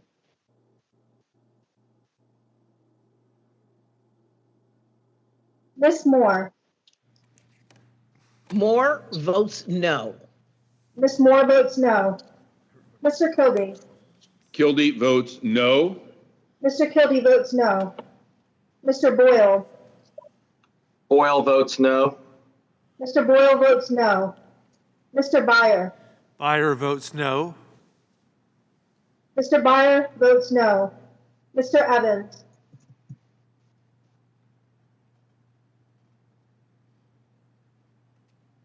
Mr. Evans. Mr. Schneider. Mr. Schneider votes no. Mr. Schneider votes no. Mr. Swazi. Swazi, no. Mr. Swazi votes no. Mr. Panetta. Panetta, no. Mr. Panetta votes no. Miss Murphy. Murphy votes no. Miss Murphy votes no. Mr. Gomez. Gomez, no. And like in every law enforcement family? Mr. Gomez votes no. Mr. Horsford. Horsford votes no. Mr. Horsford votes no. Ms. Plaskett. Mr. Brady. Mr. Brady votes aye. Mr. Brady votes aye. Mr. Nunez. Nunes votes aye. Mr. Nunez votes aye. Mr. Buchanan. Buchanan votes aye. Mr. Buchanan votes aye. Mr. Smith of Nebraska. Smith votes aye. Mr. Smith of Nebraska votes aye. Mr. Reed. Reed votes aye. Mr. Reed votes aye. Mr. Kelly. Kelly votes aye. Mr. Kelly votes aye. Mr. Smith of Missouri. Smith of Missouri votes aye. Mr. Smith of Missouri votes aye. Mr. Rice. Rice votes aye. Mr. Rice votes aye. Mr. Schweikert. Schweikert, yes. Mr. Schweikert votes yes. Ms. Walorski. Walorski votes yes. Ms. Walorski votes yes. Mr. LaHood. LaHood, yes. Mr. LaHood votes yes. Dr. Winstrup. Winstrup, yes. Dr. Winstrup votes yes. Mr. Arrington. Arrington's a yes. Mr. Arrington votes yes. Dr. Ferguson. Ferguson is a yes. Dr. Ferguson votes yes. Mr. Estes. Estes votes yes. Mr. Estes votes yes. Mr. Smucker. Smucker, aye. Mr. Smucker votes aye. Mr. Hearn. Hearn votes yes. Mr. Hearn votes yes. Mrs. Miller. Miller votes aye. Mrs. Miller votes aye. Ms. Chu. Chu votes no. Ms. Chu votes no. Mr. Evans. Ms. Plaskett. Mr. Chairman. Mr. Neal votes no. Chairman votes no.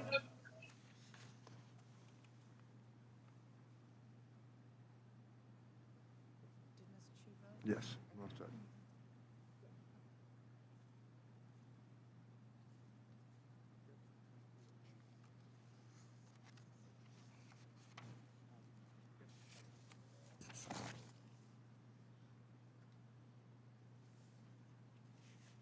Mr. Chairman, the results are 23 noes, 18 yeas.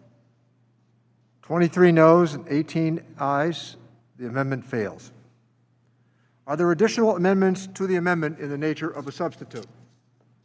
Mr. Chairman, I have an amendment at the desk. The gentleman from New York, Mr. Reed, is recognized. Will you pause, Mr. Reed, while we pass out the amendment? And let me recognize the gentleman from Virginia, Mr. Byer. Mr. Chairman, I reserve a point of order, please. The gentleman from Virginia has reserved a point of order.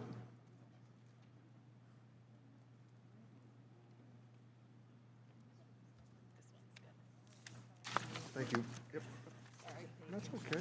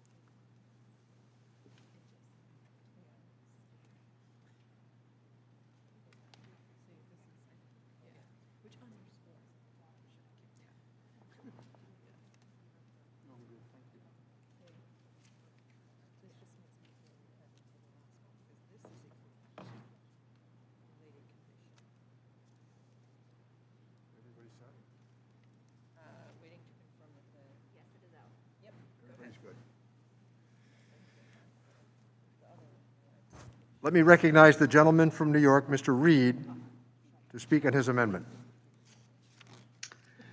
Thank you, Mr. Chairman. Mr. Chairman, this amendment really is offered in regards to an issue that I think we can find some common ground on, and this is the issue of childcare. And under the majority's proposed bill before us today, this amendment goes along the idea of making sure that this relief of this bill when it comes to childcare gets out to our local communities in an efficient, effective way.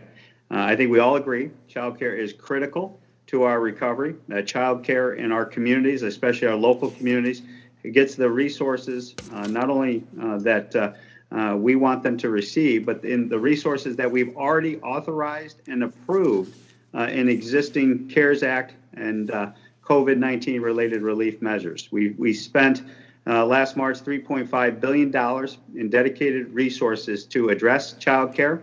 Those dollars took a long time to make it down to actual childcare providers in our communities. I can tell you from confirmation in New York State, New York State received $164 million under the Child Care and Development Block Grant through the original funding boost.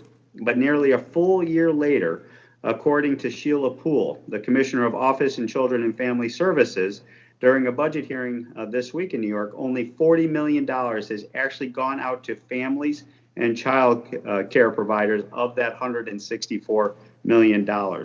That's not even counting the additional $10 billion that we here in Congress have provided for states for child care in the last $908 billion bill that we did in December of 2000, signed into law on December 27th. That money almost certainly has not made it to providers given the slow pace of New York's approach, and I'm sure many other states across the country, of getting this money for child care services and providers into our local communities where we know this money should and needs to go. So what our amendment does, that I submit here for hopefully consideration and support from my colleagues on the other side, is simply say that within 30 days upon approval of this bill, that the states will provide a plan, a simple plan, to show how they will make any of this supplemental child care money available to local providers in a timely manner, so that they don't have to, our local providers don't have to wait 1 year like we saw in New York State of that $164 million of the original CARES Act money, that only $40 million has been distributed to our local community, that within 30 days of this money being approved under this child care additional relief, that the states will show a plan in black and white of how the money is going to be delivered to our local child care providers. This is conditioned upon the waiver of the state match requirement, just to say that, look, at once the plan, and if the plan is not given within 30 days, that state match requirement waiver that you put into the bill would not be eligible for those states, but that would essentially be the incentive for the states to submit that 30-day or that plan within 30 days. I don't think it's a significant burden to put on the states to just say this is the plan to get the money to our local child care providers, and that there will not be this delay in our state capitals, in our state, to getting this money out the door to the child care providers. So it's a simple, straightforward amendment. All it is doing is trying to put the pressure where pressure needs to be, so that the error that we have seen that in the existing CARES Act money, as well as the December money, is not repeated, and that we learn the lessons of that situation when it comes to child care, and the money is delivered to our local caregivers, to our local providers.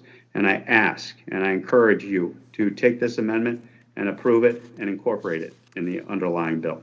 Thank the gentleman. With that, I yield back. Does the gentleman from Virginia continue to reserve his point of order? I do not. I withdraw my point of order, Mr. Chairman. The gentleman withdraws his reservation. There are other members who wish to speak on Mr. Reed's amendment.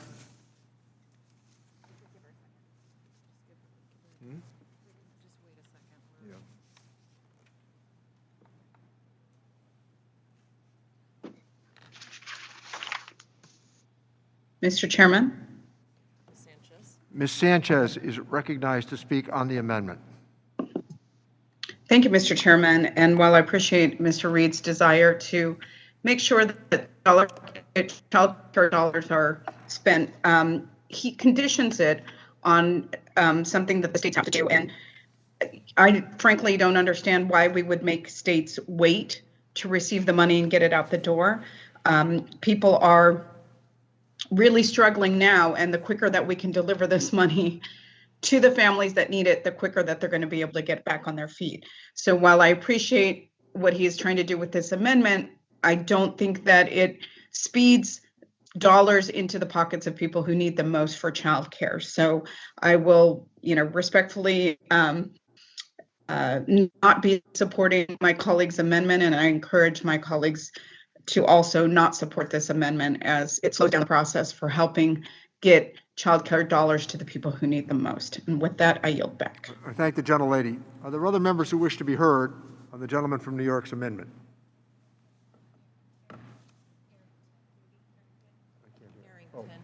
The gentleman from Texas, Mr. Arrington, is recognized to speak on the amendment.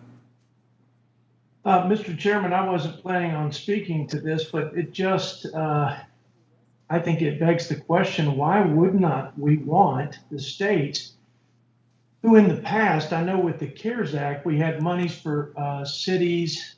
There was a challenge getting monies to rural communities with education support monies. I know in Texas, there are communities and school districts that have not received those monies, even though there were additional costs, and this was to supplement the anticipated additional cost. So we're waiving the state match here, which I think is a bad idea. I think states ought to participate with us. The reason that that everyone lobbies the federal government to take on the entire bill, the entire note and cost is because we just keep borrowing. I mean, we're only $28 trillion in debt. And I know that isn't just on account of this program. It's across the board. We're all responsible for the fact that our debt is about to go up from 28 to 30 if we pass this $2 trillion COVID-related, at least somewhat related bill. So why wouldn't we? If we're going to if the federal taxpayers and as fiduciaries, if we can't ask for a 30-day window to have a plan to get the dadgum money to the people who need it. And I mean, I've heard some great impassioned remarks from my colleagues about the need. And why wouldn't we want to just have basic assurance that that need will be met with this additional money? I don't think we should expand entitlement monies and mandatory spending monies. I don't think we should waive the state match. I think we should incentivize opening up schools. But I get that. I get the arguments against that. I don't get it here. Why can't we pass this amendment and all feel good that that money's going to go where it's needed? I yield, if I may, Mr. Chairman, the balance of my time to Congressman Reed. I appreciate the gentleman from Texas yielding his time. And just to clarify, I do honestly believe this will speed up the money to our local care providers, because now you'll get a plan from the state that will show in black and white how they will deliver this money quicker. And there's a 30-day requirement to get that plan. The states could deliver that plan within 1 day. And it just puts them in an accountable position to deliver the money to the local child care providers as quick as possible, so that the child care providers get the money, rather than what I saw in New York with $164 million sitting in Albany. And a year later, only $40 million of that money was made available to our local child care providers. And so at least this would make sure that there's a written plan from our state capital that says we're going to get this money out to the door, to our child care providers, to our families, to make sure they have access to this money rather than it's sitting in our state capitals. And I thank the gentleman for yielding and yield back his time. Thank the gentleman. Let me recognize the gentleman from Illinois, Mr. Davis, to speak on the amendment. Thank you, Mr. Chairman. Let me just say that while I appreciate my colleagues' intent, but there are existing state plan requirements, other state plan requirements for these funds, plus the money goes mostly to families through vouchers and not to providers. So it's possible that we'd be taking money from families to give to providers. I think what this would do is end up slowing down the process of getting the resource to the people who really need them. I understand the intent of my colleague from New York, and states do have enough flexibility, I think, to make the decisions that they need to make. And because I think this would slow the process down, I would be in opposition to this amendment and yield that we vote no. I thank the gentleman. Is there any other member who wishes to be heard on Mr. Reed's amendment? No.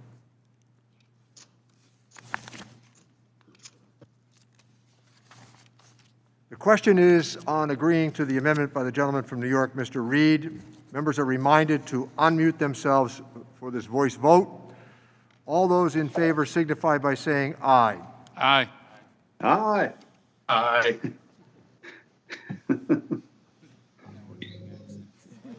Yeah. I'm not going to say anything. Those opposed, You say aye? Those opposed, no. No. No. No. No. It says something about the time differential, I can assure you. In the opinion of the chair, the noes have it. Mr. Chairman, I request a recorded vote. The gentleman from Texas has requested a recorded vote. Members are reminded that your camera must be turned on in order to be recorded. Please mute yourself until the clerk calls on you and state your name when recording your vote. The clerk will call the roll. Mr. Doggett. It sort of adds more. Doggett votes no. So the timeline that was just told us by the impeachment. Mr. Doggett votes no. Mr. Thompson. Thompson votes no. Mr. Thompson votes no. Mr. Larson. Larson votes no. Mr. Larson votes no. Mr. Blumenauer. Blumenauer votes no. Mr. Blumenauer votes no. Mr. Klein. Kine, no. Mr. Klein votes no. Mr. Pascrell. Pascal votes no. Mr. Pascrell votes no. Mr. Davis.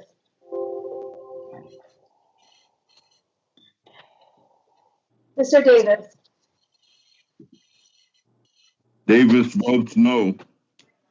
Mr. Davis votes no. Ms. Sanchez. Sanchez votes no. Ms. Sanchez votes no. Mr. Higgins. Higgins votes no. Mr. Higgins votes no. Ms. Sewell. Sewell votes no.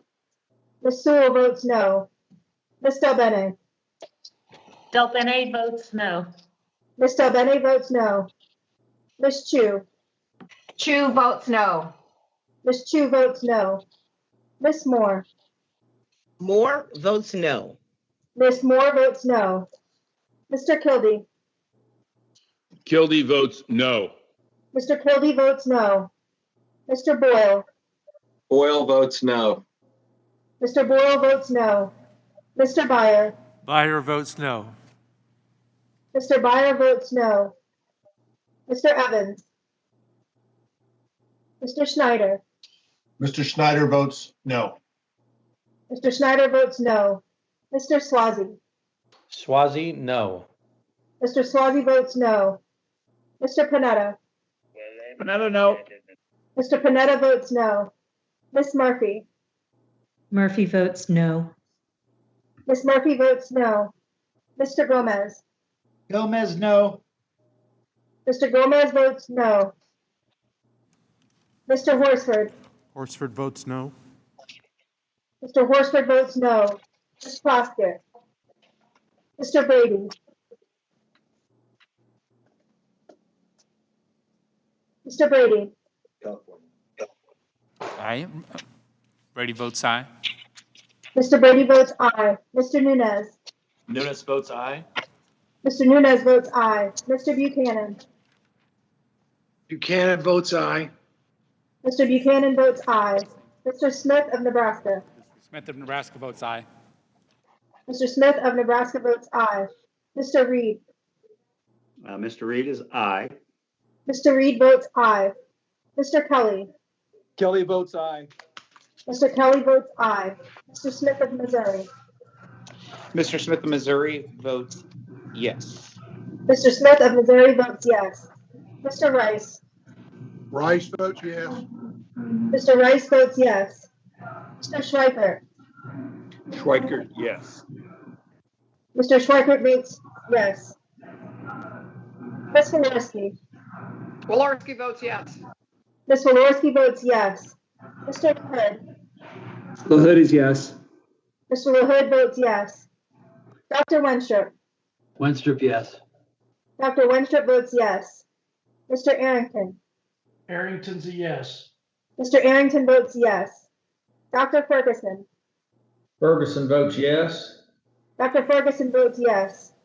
Mr. Estes. Estes votes yes. Mr. Estes votes yes. Mr. Smucker. Smucker, aye. Mr. Smucker votes aye. Mr. Hearn. Hearn, yes. Mr. Hearn votes yes. Mrs. Miller. Miller votes aye. Mrs. Miller votes aye. Mr. Evans. Ms. Plaskett. Mr. Chairman.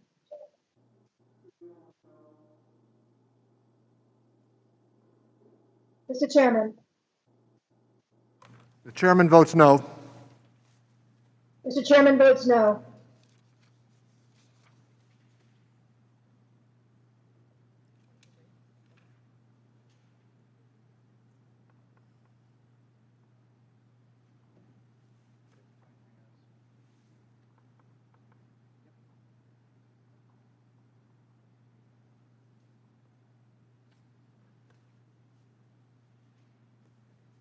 Mr. Chairman, I have 23 noes, 18 yeas.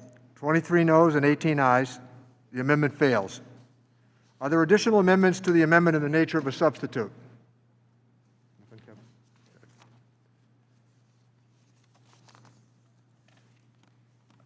If there are no amendments, the question is on the adoption of the amendment in the nature of a substitute.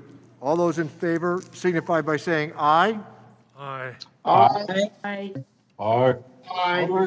Aye. Those opposed, no. No. No. No. No. In the opinion of the chair, the ayes have it, and the amendment in the nature of a substitute is agreed to. Mr. Chairman, I request recorded vote. We just recognize Mr. Byer, and I'll get Excuse right me, back I'm to sorry, you. sir. Moving it along, that's all. We're for that. I will now recognize Mr. Byer for the purpose of offering a motion. Thank you, Mr. Chairman. I move that the committee do now favorably transmit to the House Committee on the Budget, Subtitle I, Budget Reconciliation, legislative recommendations relating to child care for workers as amended. The question is on transmitting Subtitle I as amendment to the House Committee on the Budget. Members are reminded to unmute themselves for the voice vote. All those in favor signify by saying aye. Aye. Aye. Aye.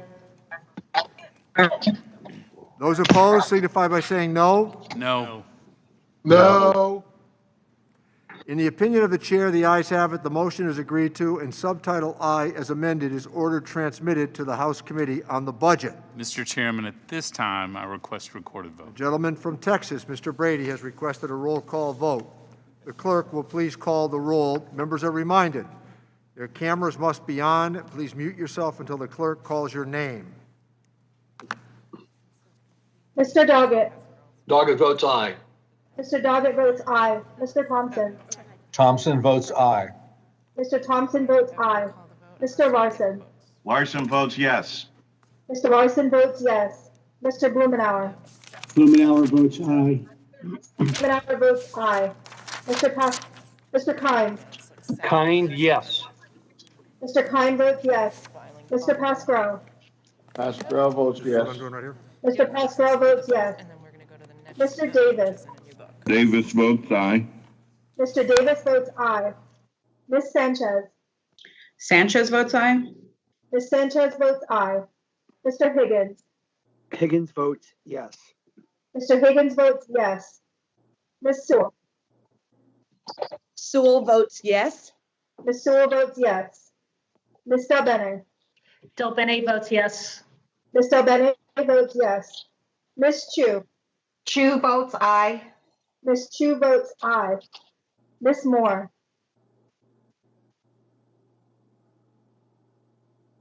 Ms. Moore. Mr. Kildee. Kildee votes aye. Mr. Kildee votes aye. Mr. Boyle.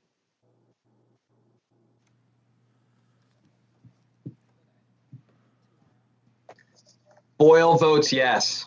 Mr. Boyle votes yes. Mr. Byer. Byer votes aye. Mr. Byer votes aye. Mr. Evans. Mr. Schneider. Mr. Schneider votes yes. Mr. Schneider votes yes. Mr. Swazi. Swazi, aye. Mr. Swazi votes aye. Mr. Panetta.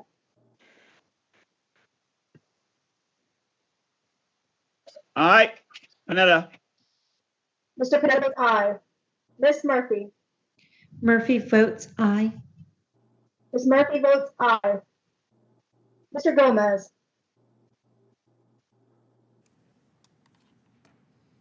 Gomez, aye.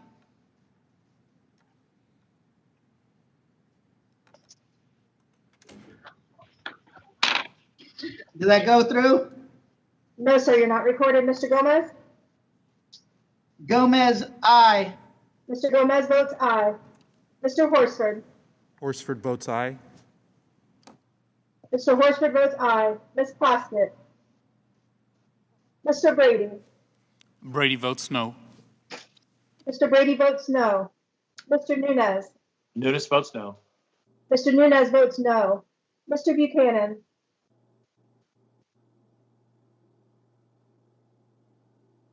Mr. Buchanan.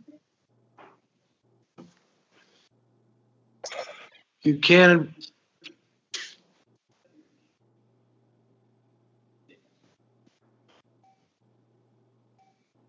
Buchanan votes no. Mr. Buchanan votes no. Mr. Smith of Nebraska. Smith of Nebraska votes no. Mr. Smith of Nebraska votes no. Mr. Reed. Reed, no. Mr. Reed votes no. Mr. Kelly. Kelly votes no. Mr. Kelly votes no. Mr. Smith of Missouri. Smith of Missouri votes no. Mr. Smith of Missouri votes no. Mr. Rice. Rice votes no. Mr. Rice votes no. Mr. Schweikert. Schweikert, no. Mr. Schweikert votes no. Ms. Walorski. Walorski votes no. Ms. Walorski votes no. Mr. LaHood.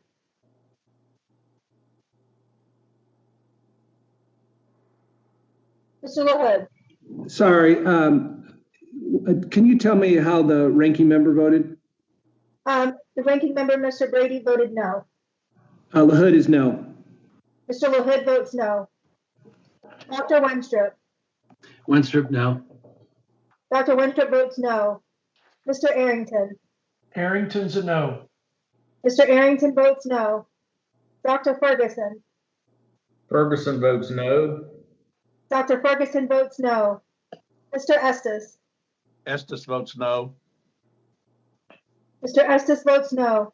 Mr. Smucker. Smucker, no. Mr.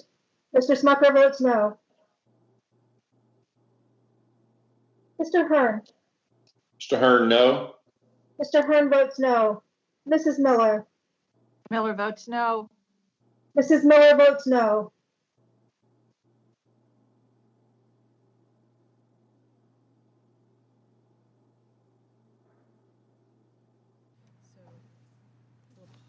Ms. Moore.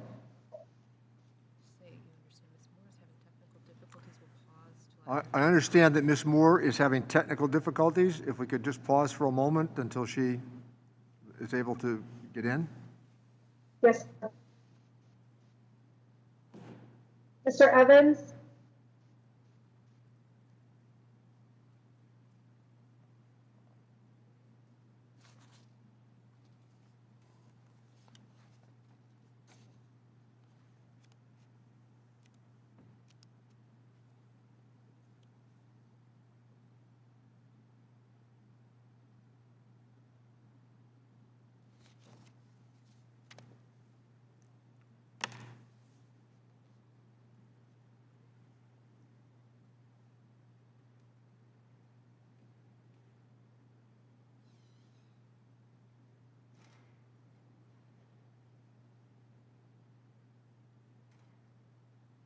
Could Ms. Moore use maybe a telephone on a speakerphone? I don't know, we can't do that. You can't do that?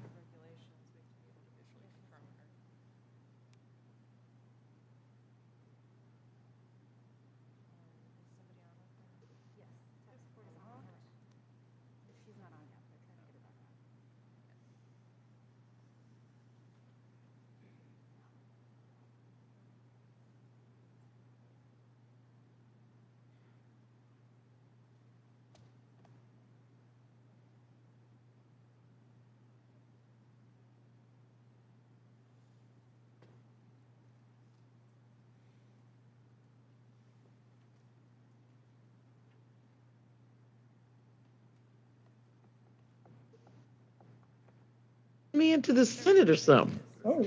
Ms. The Moore. room. Ms. Am Moore? I in the room where it You were in the room where it happened, and it looks like Okay. you might be unmuted. You're Let me unmuted, see. Gwen. Okay. Ms. Moore, could we have you recorded, please?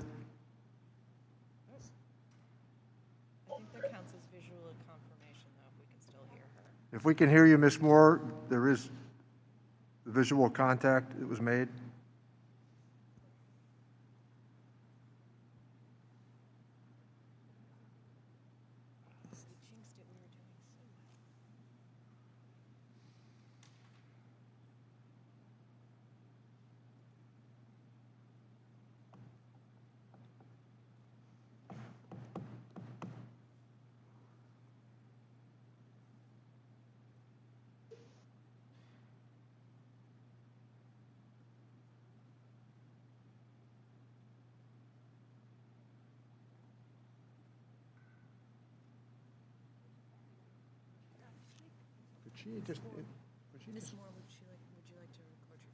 Ms. Moore, would you like to record your vote? Please unmute yourself.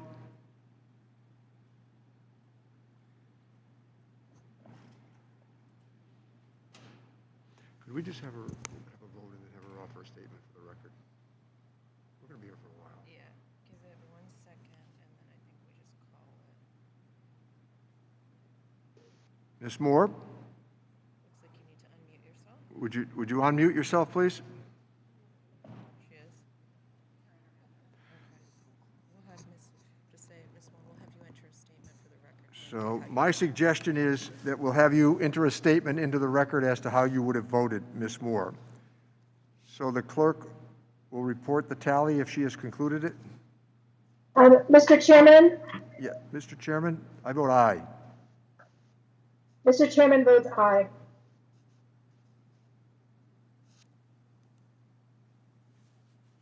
she good with that?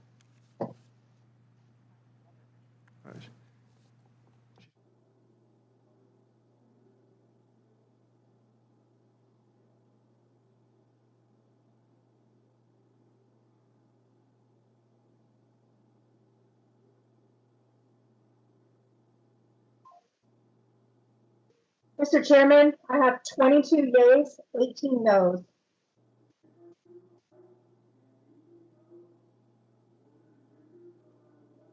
I'm sorry. On this vote, the ayes are 22 and the noes are 18. The motion is agreed to. Subtitle 1 is amended, is ordered Subtitle I, as amended, is ordered transmitted to the House Committee on Budget.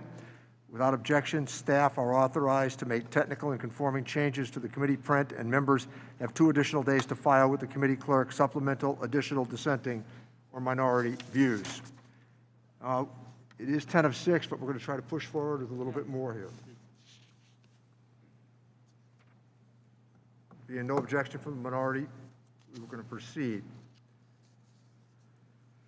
Our next order of business is Subtitle D, Budget Reconciliation, Legislative Recommendations Relating to Elder Justice and Support Guarantee. I now recognize the gentleman from New Jersey, Mr. Pasquale, for the purposes of offering an opening statement. Well, today or tonight, whatever you want to call it, we will consider funding the Elder Justice Act, Mr. Chairman, enacted in 2010. It covers programs to curb abuse, neglect, and exploitation of seniors and people with disabilities.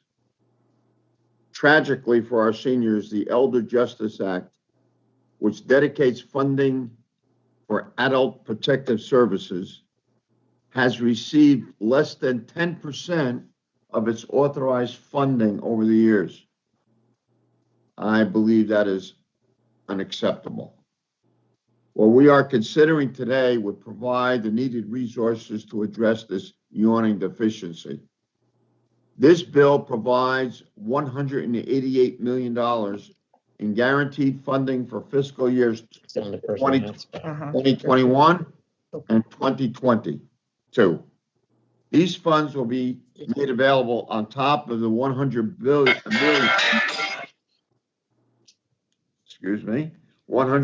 Okay, this is going. down payment Congress provided last year. Since the start of the pandemic, reports of elder abuse have skyrocketed.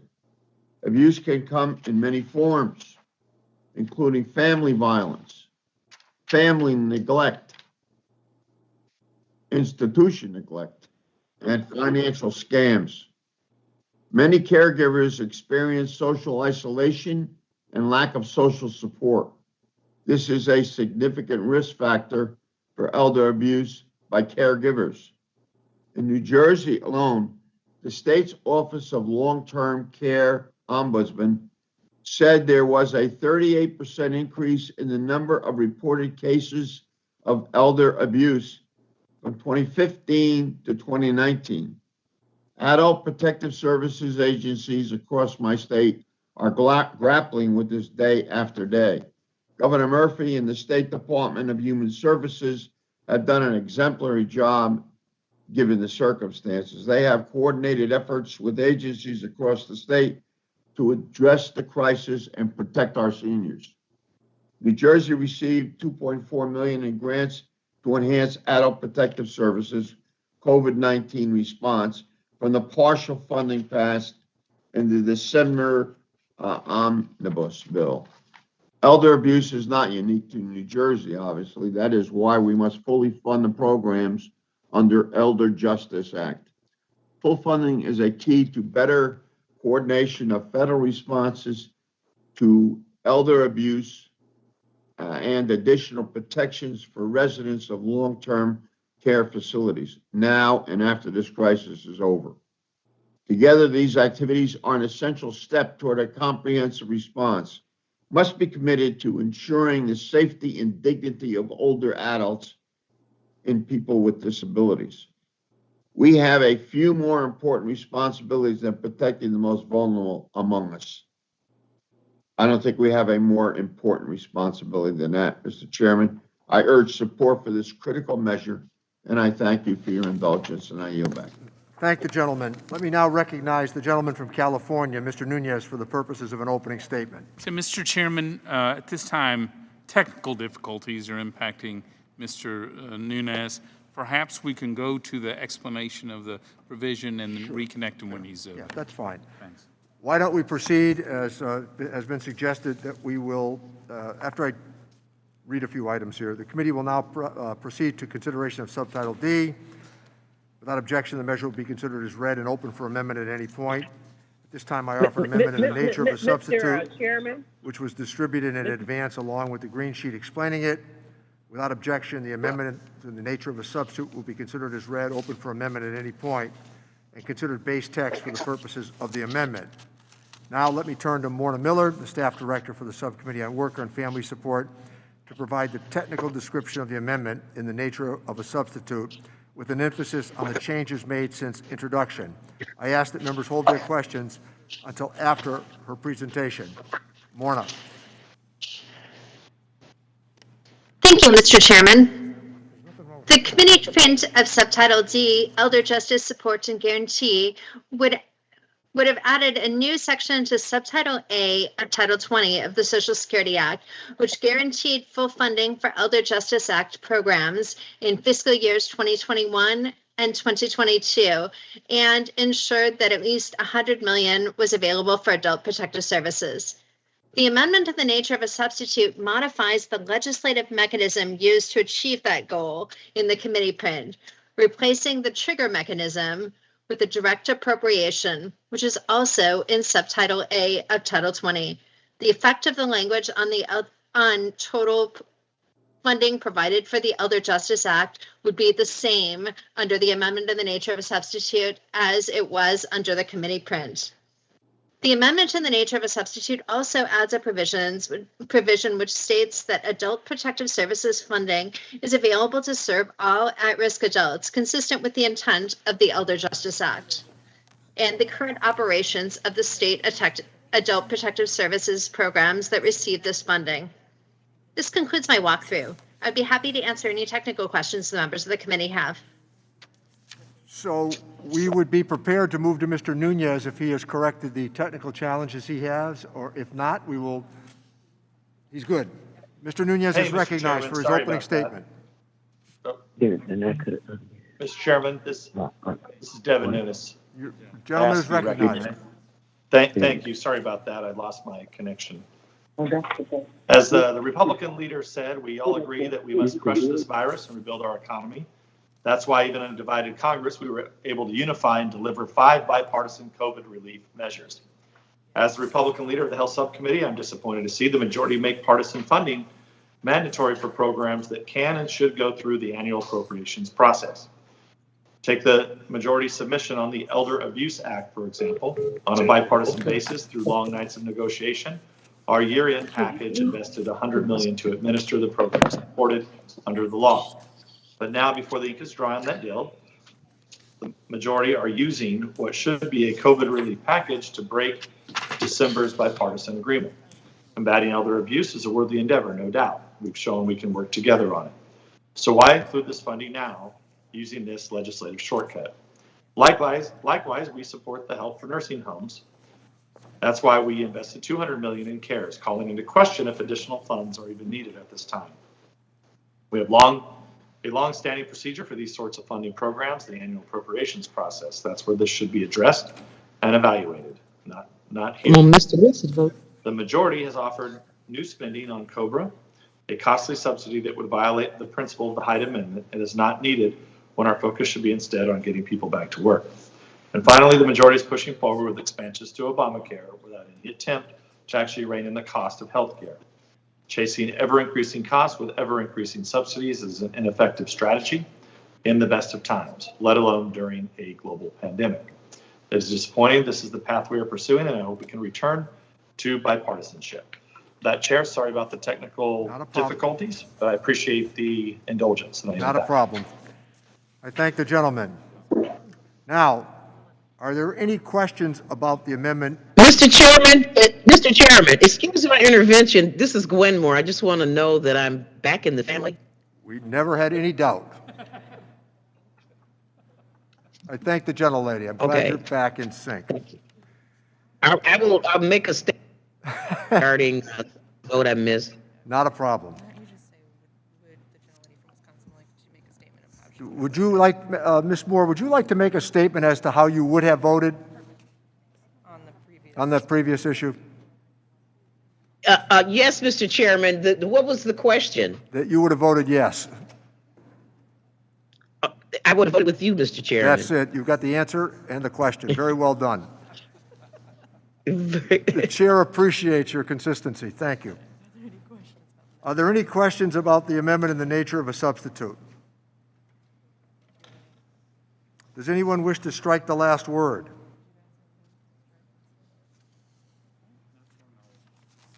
Mr. Chairman, Yes? Who do we have? Congressman Pascrell. Mr. Pasquale is recognized to strike the last word. Thank you, Mr. Chairman. I want to correct one thing. The gentleman seems to either consciously or unconsciously forget one big item. So you could talk about process all day and night, but the funding for the EJA, the Elderly Justice Act, expired in 2014, so that the fiscal year 2021 Consolidated Appropriation Act provided a down payment of $100 million to support these elder justice programs, but fell short of previous levels. So that's, in a nutshell, something we should have in our minds before we get caught up in the process system, which I respect. But the fact is, what led us to where we are right now? That money expired in 2014, and we have not taken care of our elders, process or not. Thank you, Mr. Chairman. Mr. Davis, did you want to be recognized? Let me recognize Mr. Davis to strike the last word.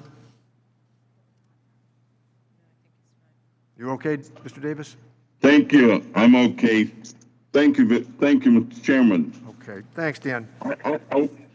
I want to thank the Biden administration for addressing the needs of our vulnerable elderly population in the provision of support to skilled nursing facilities in response to COVID-19. Citizens of Illinois and residents of Chicago are painfully aware of the impact of COVID-19. Over 50% of the deaths from COVID-19 in the state of Illinois were nursing home residents. The $175 billion in federal aid provided for nursing homes by the CARES Act in April 2020 has all but been depleted. One of the most trusted voices for the aging, Leading Age, has called on Congress to pass another stimulus bill to include more money. While the vaccinations will help protect the elderly, vulnerable residents, infection control still remains a problem. Our nursing home organizations, the Healthcare Council of Illinois, have asked for help, stating that their staff is doing all they can to protect their residents, but they say we cannot do it alone. This legislation provides for COVID strike teams, an emergency response model traditionally used in natural disasters. These teams are composed from local emergency management departments, health departments, nonprofit organizations, private businesses, and at times, the National Guard.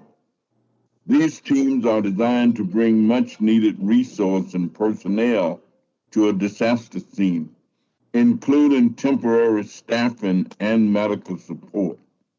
Medical expertise can be provided if not readily available. This legislation also provides financial support for a second level of local support in addressing the outbreaks of COVID-19 infections in nursing homes. Quality Improvement Organization, or QJQ, Q10 was created in 2011 to allow quality improvement organizations to provide technical assistance and resources to healthcare providers.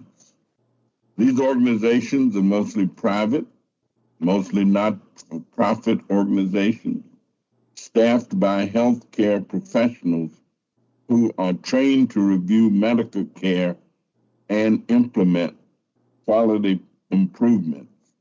Nursing homes have been in need of the assistance or in need of the help. I strongly support this bill and urge its passage and yield back the balance of my time. I thank the gentleman. Are we prepared now to proceed with amendments? I believe Dr. Ferguson has an amendment. I'm sorry, Mr. Schweiker, to strike the last word, or to? Mr. Schweiker has an amendment at the desk. I can't get hold of. We were previously informed that it was Mr. Ferguson that was going to lead. Is it Mr. Schweiker or Mr. Ferguson? Hopefully they'll let me lead. Sure. That's no problem. Mr. Schweiker is recognized on his amendment. Thank you, Mr. Chairman, and fellow members of the committee. Our amendment here, as you know, I believe it was last December, $100 million was appropriated. This piece of legislation, I believe, has about 180. Dave, would you just suspend for a second while we get the amendment? Yes, sir. And I'll recognize Mr. Byer in the interim. Mr. Byer. Mr. Chairman, I reserve a point of order on the Schweiker amendment. Mr. Byer has reserved a point of order. Mr. Schweiker's amendment is being passed out, and I will look to the screen to make sure that everybody has a copy of the amendment.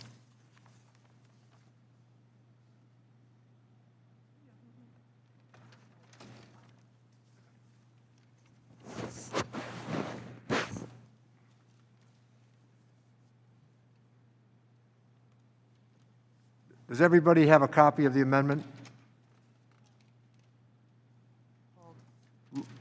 Looks fine. Mr. Schweiker. Thank you, Mr. Chairman. So $100 million, I believe, was appropriated in December. And this piece of legislation has, I believe it's about another $180 million. One of the concerns and the reason for the amendment is we're seeing actually a phenomenon here in Arizona, and I'm sure it exists in many other places, where many seniors, which would traditionally be in a group setting, are attempting to stay at home because of the mortality rates we've seen in our nursing homes. It's very understandable. So if we're trying to protect our seniors, it turns out the way you and I would have done it a decade ago, we now have some technology opportunities to actually help both those in congregate settings, but also those who are still staying at home in their own personal residential or very small group setting. The amendment is meant to be able to widen up the definition of how some of the money can be used. Couple quick examples. You all saw yesterday, there's now a home COVID test that you can get the response or the result within about a half an hour. They have now the necklace. If a senior were to take a fall, would instantly reach out for assistance. The bracelet that actually keeps an eye on certain vital signs. The ability to use some of these technology, I want the committee to at least think as a force multiplier as we reach out and have to deal with the demographic reality of our society as we get much older. We're going to have to figure out how to use technology to help protect our seniors. And I'm hoping this actually becomes one of the first steps of expanding the definition with these resources on how we take care of our elderly. And with that, Mr. Chairman, I yield back. Is there anyone who wishes to be heard on the gentleman from Arizona's amendment, Mr. Schweiker?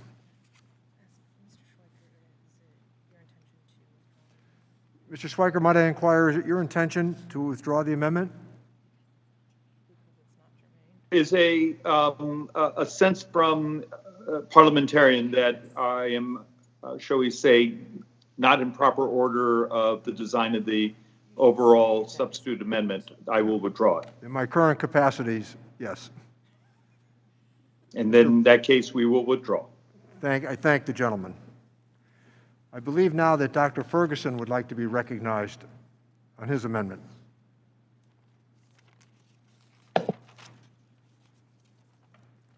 Thank you, Mr. Chairman. I have an amendment at the desk. The gentleman has an amendment at the desk, and I would recognize Mr. Byer. Mr. Chairman, I reserve a point of order. Mr. Byer has reserved a point of order. Dr. Ferguson, if you would give us a moment, we will then make sure your amendment is communicated to the members.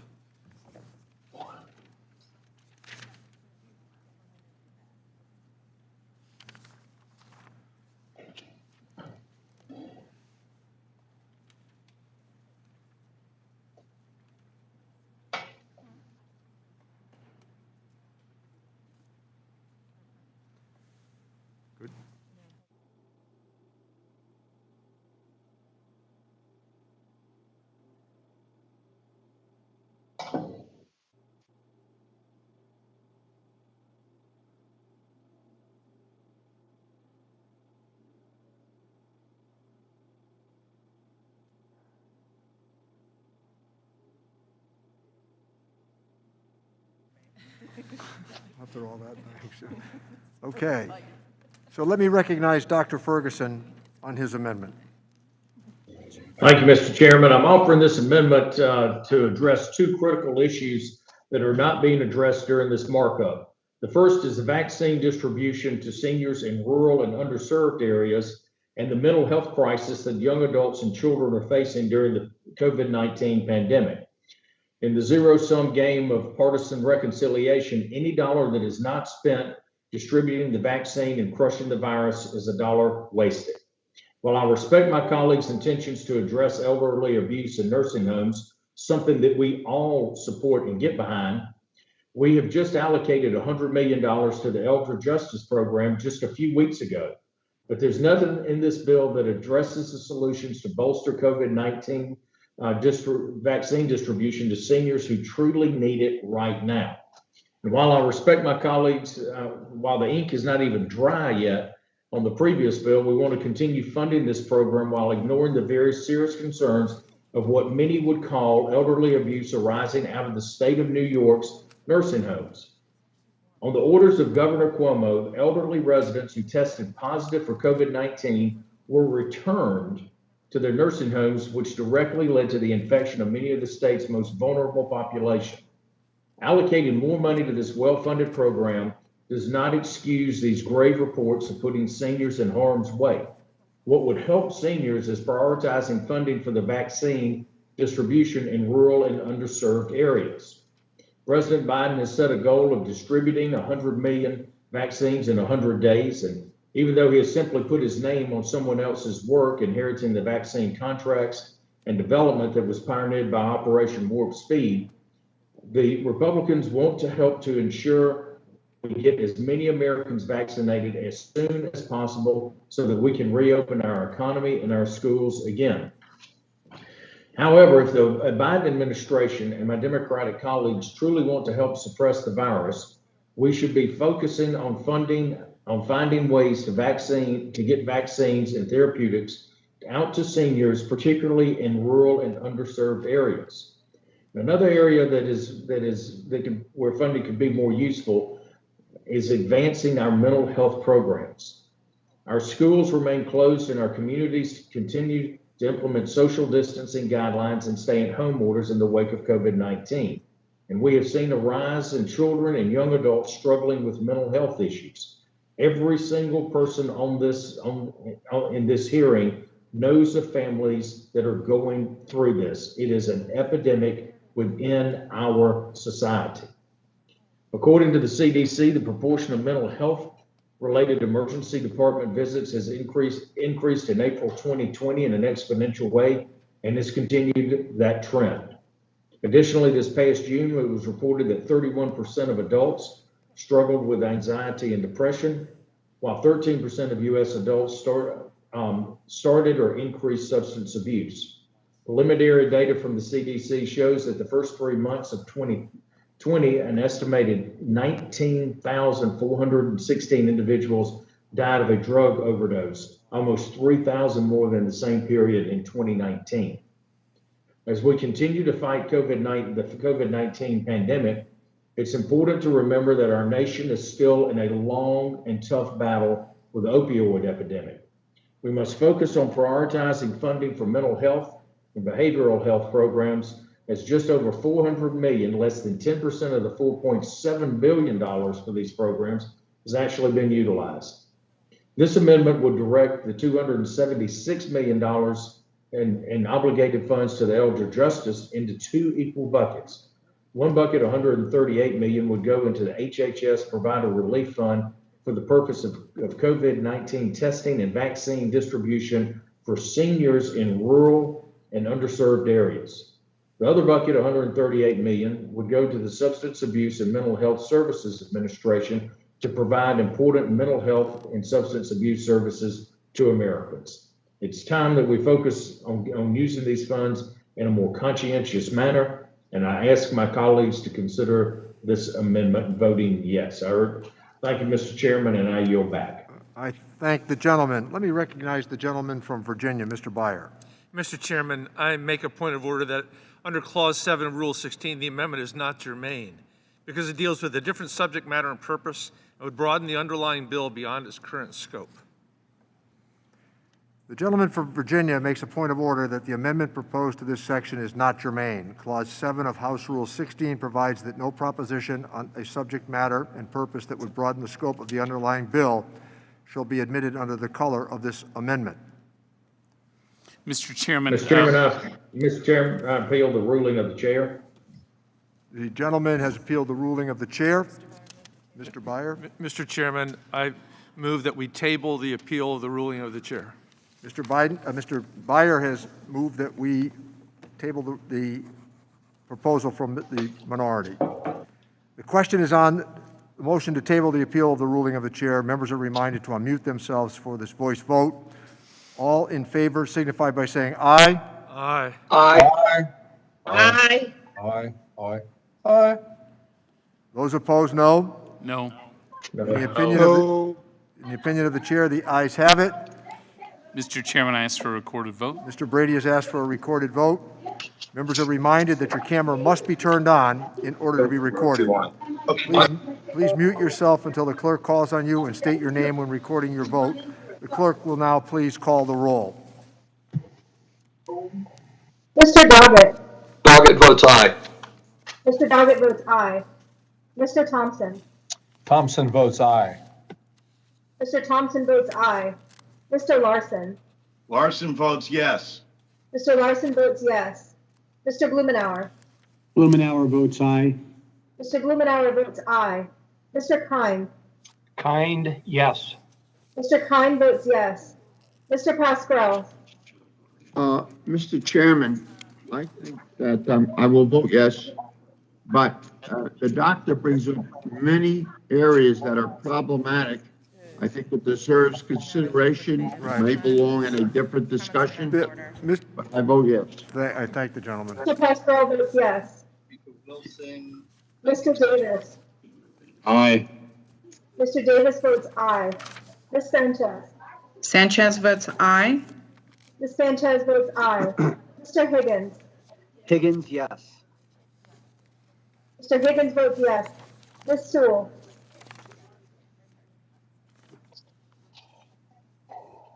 Ms. Sewell. Ms. Delbene. Delbene votes yes. Ms. Delbene votes yes. Ms. Chu. Chu votes yes. I'm back. Chu votes yes. Ms. Moore. It is. Moore votes yes. Ms. Moore votes Moore yes. votes aye. Ms. Moore votes aye. Mr. Kildee. Kildee votes aye.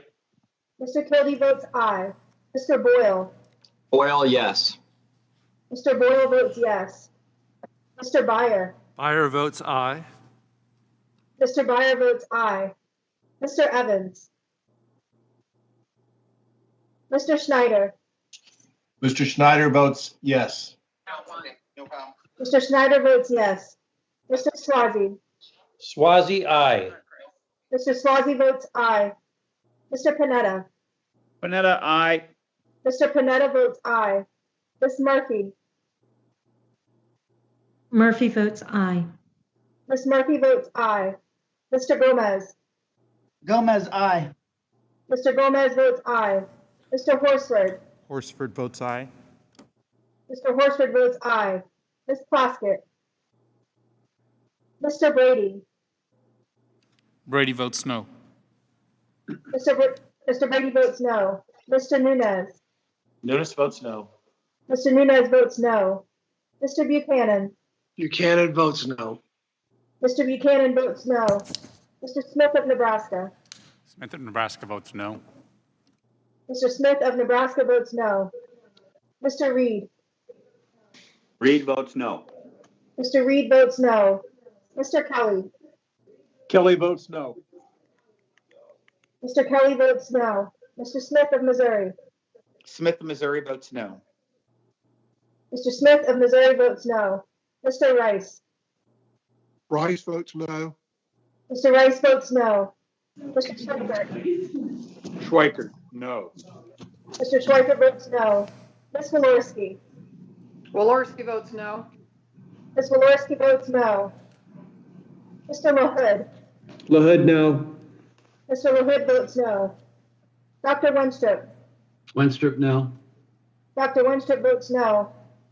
Mr. Arrington. Arrington's a no. Mr. Arrington votes no. Dr. Ferguson. Ferguson is a no. Dr. Ferguson votes no. Mr. Estes. Estes votes no. Mr. Estes votes no.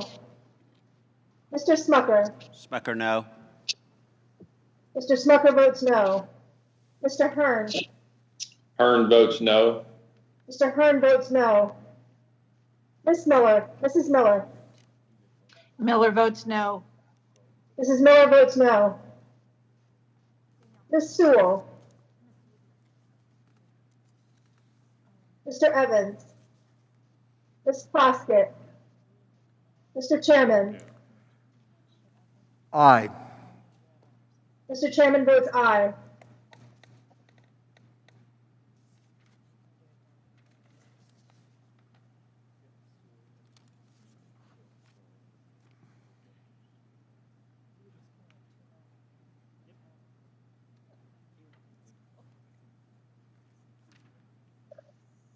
Mr. Chairman, I have 22 yeas, 18 noes.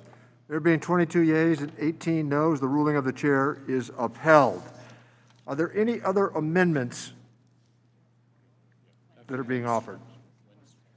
Dr. Winstrup is recognized to offer his amendment. Thank you, Byer? Mr. Chairman. Mr. Byer? Mr. Chairman, I reserve a point of order on the Wenstrup amendment. Mr. Byer has reserved a point of order on Mr. Winstrup's amendment, and will give us a second, Doc, to pass out the amendment and make sure everybody has a copy. Thank you.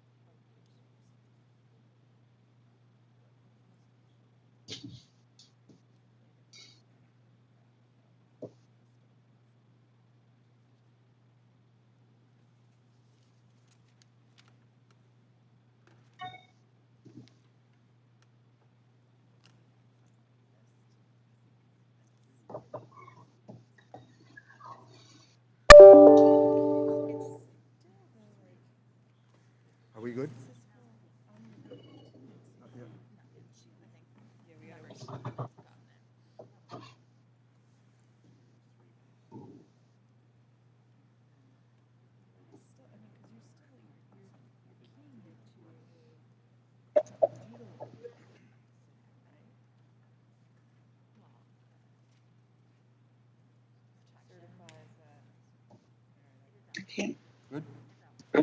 Mr. Chairman? Dr. Winstrup is ready to proceed. Well, thank you, Mr. Chairman. I appreciate that. Before I discuss my amendment, I'd like to quickly commend my colleague, Representative Ferguson, for offering an amendment to prioritize funding for rural vaccine distribution and mental health services in rural and underserved areas. I think it's important, and I hope we take that up further. But back to the amendment at hand, the underlying provision would dedicate unprecedented levels of federal funds to stand up state programs to investigate potential cases of elder abuse in nursing homes. And I can truly appreciate the spirit of my colleagues' concerns on that. They're my concerns as well. And I believe this committee has demonstrated an ability to come together to protect patients. We have done it before. Just look at what we were able to do last Congress together with passage of the Hospice Act and the work we did on surprise medical billing as well. So it's a shame to see the bipartisan track record of success be set aside when it comes to protecting seniors. And I don't think we have to. But one way we could come together to improve this provision is by adding common sense liability protections for our frontline healthcare workers in nursing homes.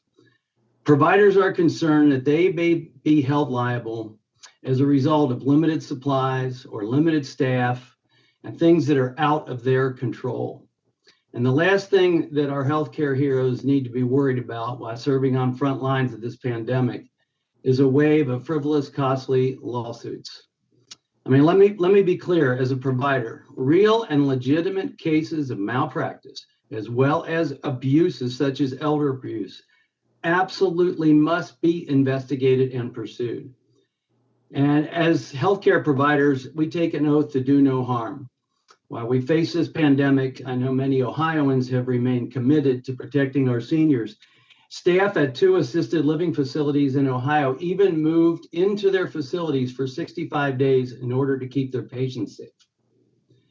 These Ohio caretakers sacrificed over 2 months with their away from their families and loved ones to ensure that our seniors were protected. Staff in nursing homes treat the most vulnerable patients to COVID-19. We know that. And they put their own safety at risk to protect vulnerable seniors. There have been over 525,000 confirmed cases of COVID-19 amongst nursing home staff members. In states like New York, healthcare providers were overwhelmed and under-resourced as COVID patients were put back into the nursing home setting.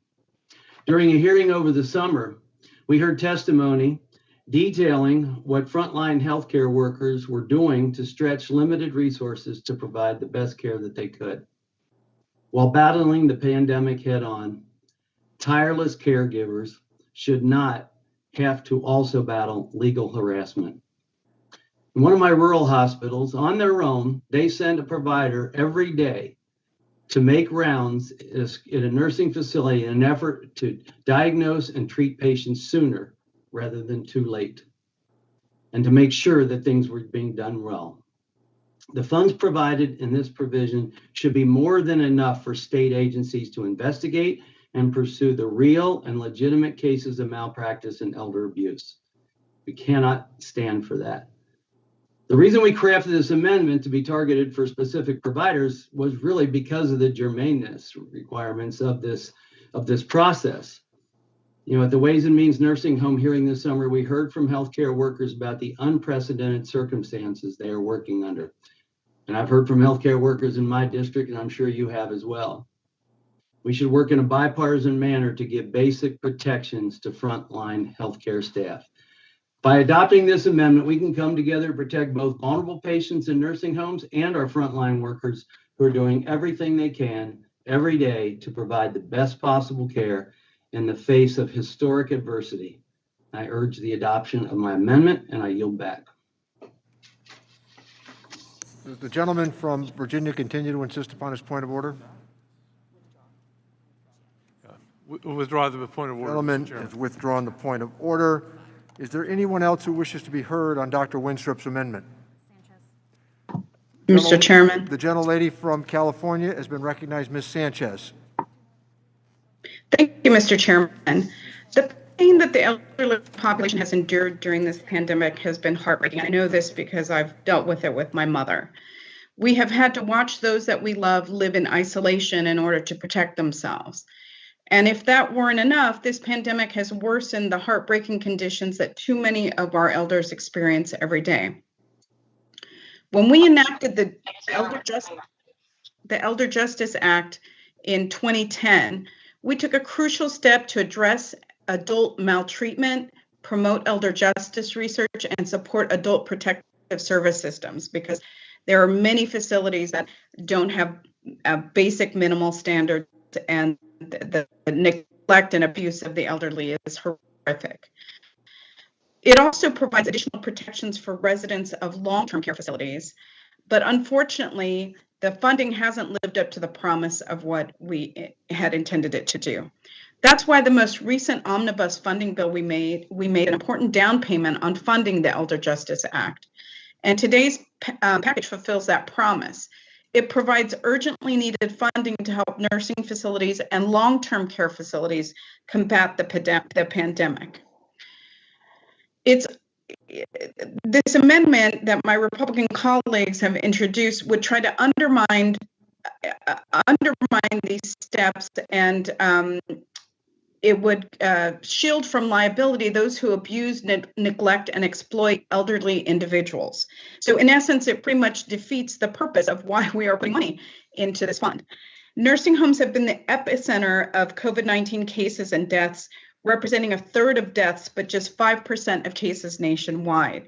So I don't understand the introduction of this amendment, and I urge my colleagues to vote no. We have to make good on the promises of the Elder Justice Act, and we have to, in order to make good on those promises, we have to fund it. So with that, I will yield back. I thank the gentlelady. Let me recognize the gentleman from Texas, Mr. Brady, on the amendment. Very briefly, I think this medical liability is very important. This doesn't shield bad actors in our nursing homes and others, but it does shield those in elder care who did the right thing to protect their patients and their workers from COVID with the right safety protocols, with the right training, with the right other elements to keep them safe. This is really crucial right now that elderly service providers who did the right thing not be saddled with or punished with frivolous lawsuits, take away dollars that provide that elder care we so strongly need. With that, Mr. Chairman, I yield back. Thank the gentleman. Let me recognize the gentleman from Georgia, Dr. Ferguson, on the amendment. Thank you, Mr. Chairman, and I'd like to thank my colleague from Ohio for offering this important amendment. And look, I think we all recognize how important protecting our elderly is, but we also need to understand that we need to protect our frontline healthcare workers as well. Listen, we have asked these frontline healthcare workers in nursing home settings to go above and beyond the call of duty, and in some cases, even moving into the facilities, being away from their own families. And I'm telling you, this is a special group of folks that go in and do some really, really tough work. And then not to protect them from ambulance chasing, TV advertising, slip and fall lawyers going after frivolous lawsuits is unconscionable to me.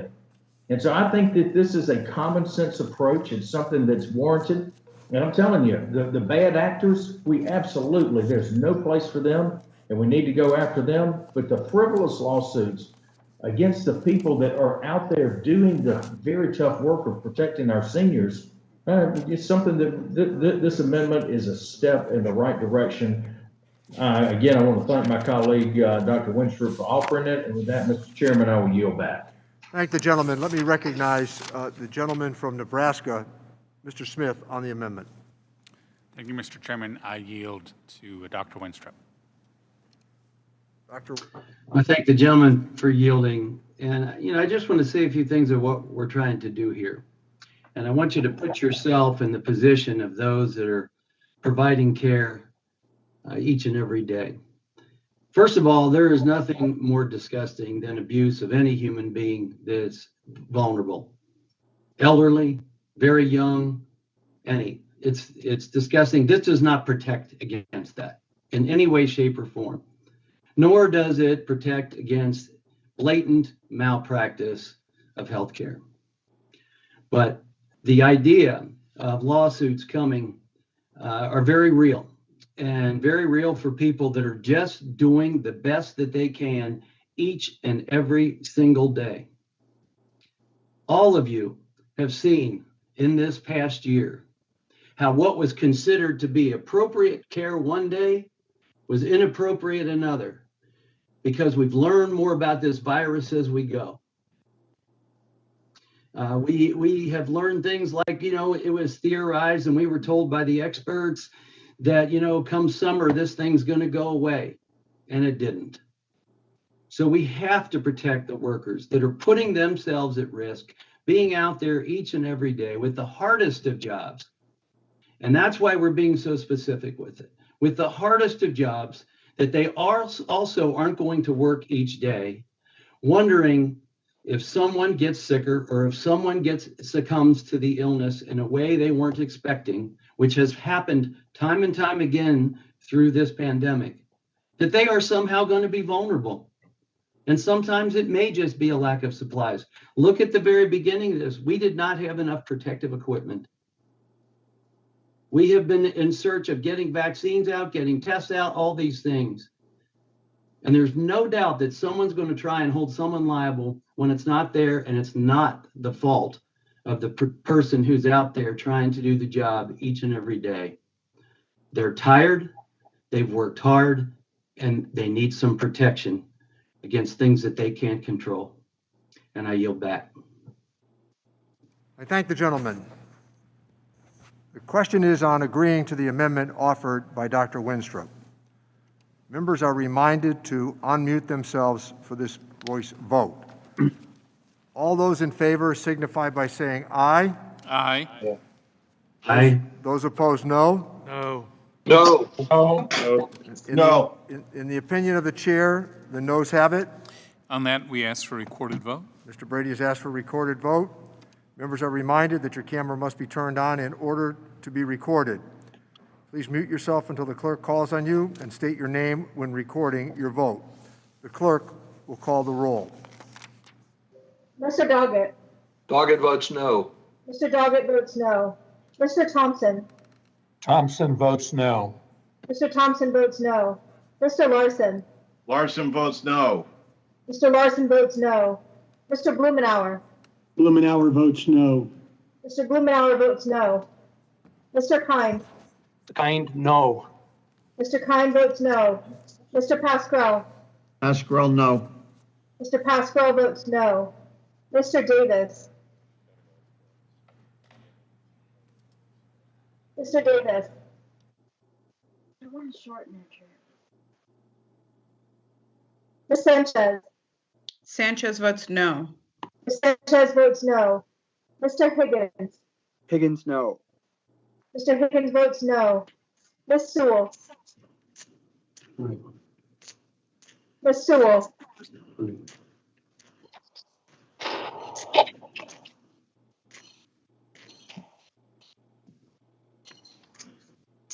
Ms. Delbene.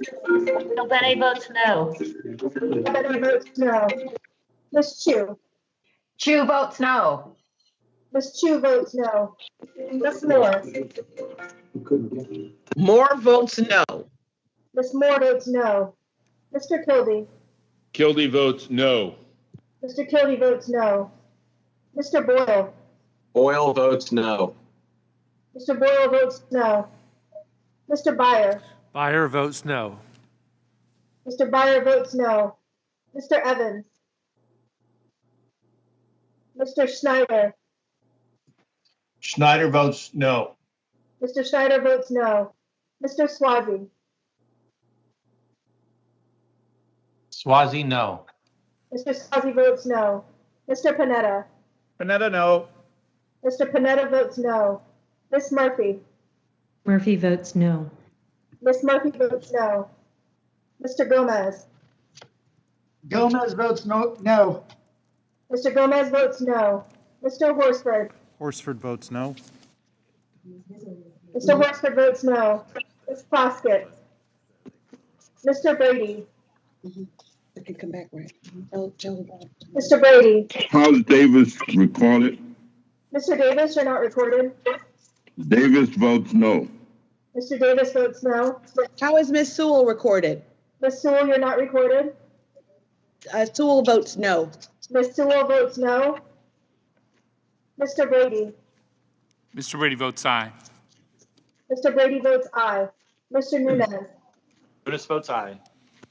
Mr. Nunez votes aye. Mr. Buchanan. Buchanan votes aye. Mr. Buchanan votes aye. Mr. Smith of Nebraska. Smith of Nebraska votes aye. Mr. Smith of Nebraska votes aye. Mr. Reed. Reed votes aye. Mr. Reed votes aye. Mr. Kelly. Kelly votes aye. Mr. Kelly votes aye. Mr. Smith of Missouri. Mr. Smith of Missouri votes aye. Mr. Smith of Missouri votes aye. Mr. Rice. Mr. Rice votes aye. Mr. Rice votes aye. Mr. Schweikert. Schweikert votes yes. Mr. Schweikert votes yes. Ms. Walorski. Walorski votes aye. Ms. Walorski votes aye. Mr. LaHood. LaHood, yes. Mr. LaHood votes yes. Dr. Wenstrup. Wenstrup, absolutely yes. Dr. Wenstrup votes yes. Mr. Arrington. Arrington's a yes. Mr. Arrington votes yes. Dr. Ferguson. Ferguson is yes. Dr. Ferguson votes yes.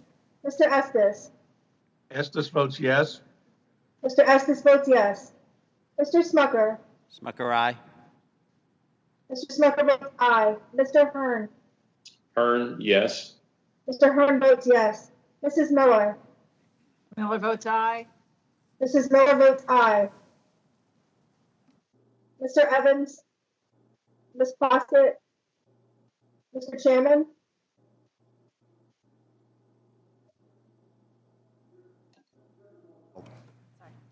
Mr. Chairman. The chairman votes no.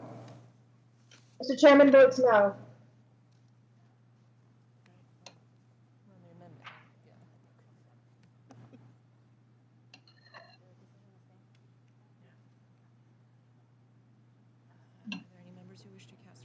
I think they did. Are there any other members who wish to change their vote or to cast a vote?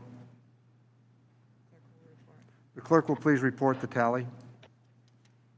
Mr. Chairman, the results are 23 noes, 18 nays. 23 noes and 18 ayes. The amendment is not agreed to. Are there additional amendments to the amendment in the nature of a substitute? If there are no further amendments, the question is on the adoption of the amendment in the nature of a substitute. For all those in favor, signify by saying aye. Aye.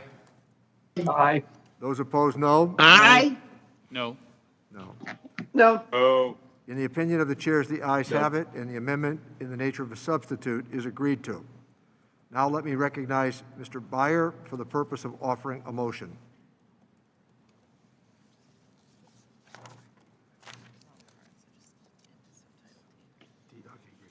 Mr. Chairman, I move that the committee do now favorably transmit to the House Committee on the Budget Subtitle D of the Budget Reconciliation Legislative Recommendations relating to elder justice, as amended.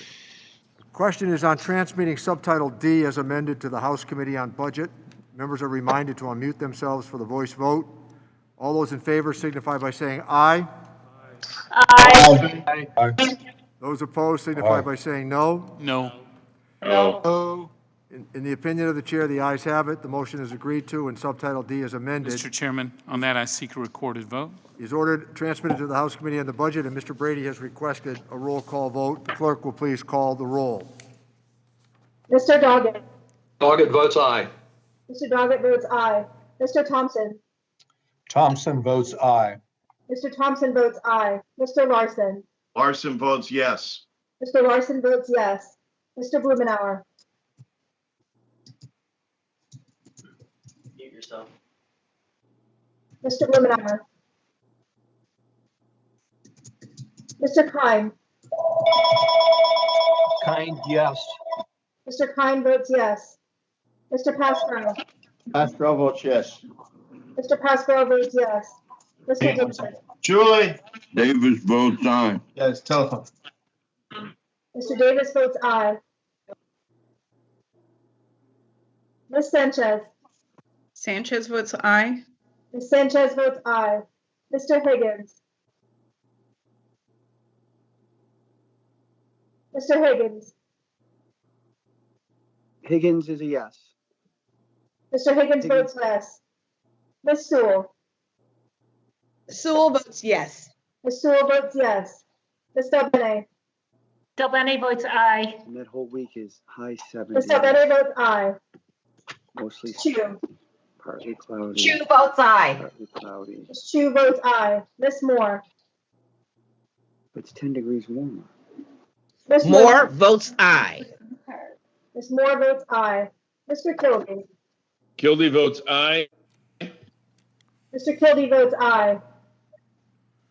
Mr. Boyle. Boyle votes aye. Mr. Boyle votes aye. Mr. Byer. Byer votes aye. Mr. Byer votes aye. Mr. Evans. Mr. Schneider. Schneider votes yes. Mr. Schneider votes yes. Mr. Swazi. Swazi, aye. Mr. Swazi votes aye. Mr. Panetta. Panetta, aye. Mr. Panetta votes aye. Ms. Murphy. Murphy votes aye. Ms. Murphy votes aye. Mr. Gomez. Gomez, aye. Mr. Gomez votes aye. Mr. Horsford. Horsford votes aye. Mr. Horsford votes aye. Ms. Foskett. Mr. Brady. Mr. Brady votes no. Mr. Brady votes no. Mr. Nunez. Nunez votes no. Mr. Nunez votes no. Mr. Buchanan. Buchanan votes no. Mr. Buchanan votes no. Mr. Smith of Nebraska. Smith of Nebraska votes no. Mr. Smith of Nebraska votes no. Mr. Reed.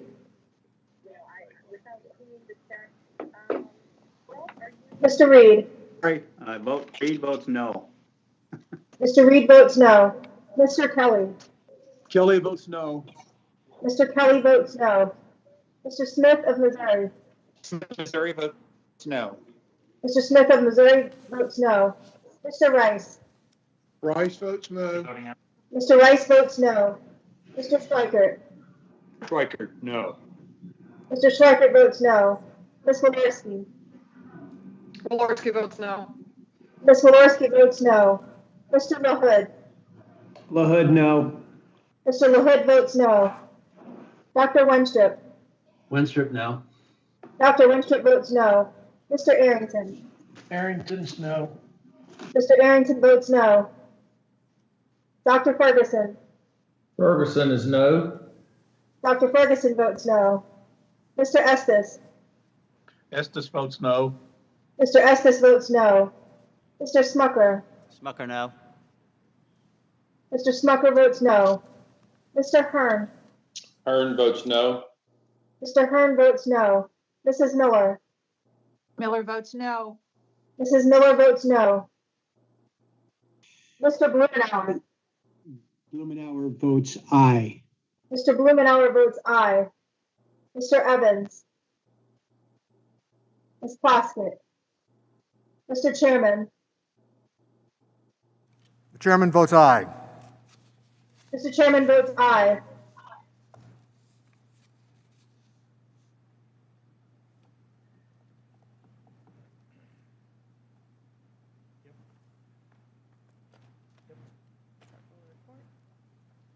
The clerk will report the tally.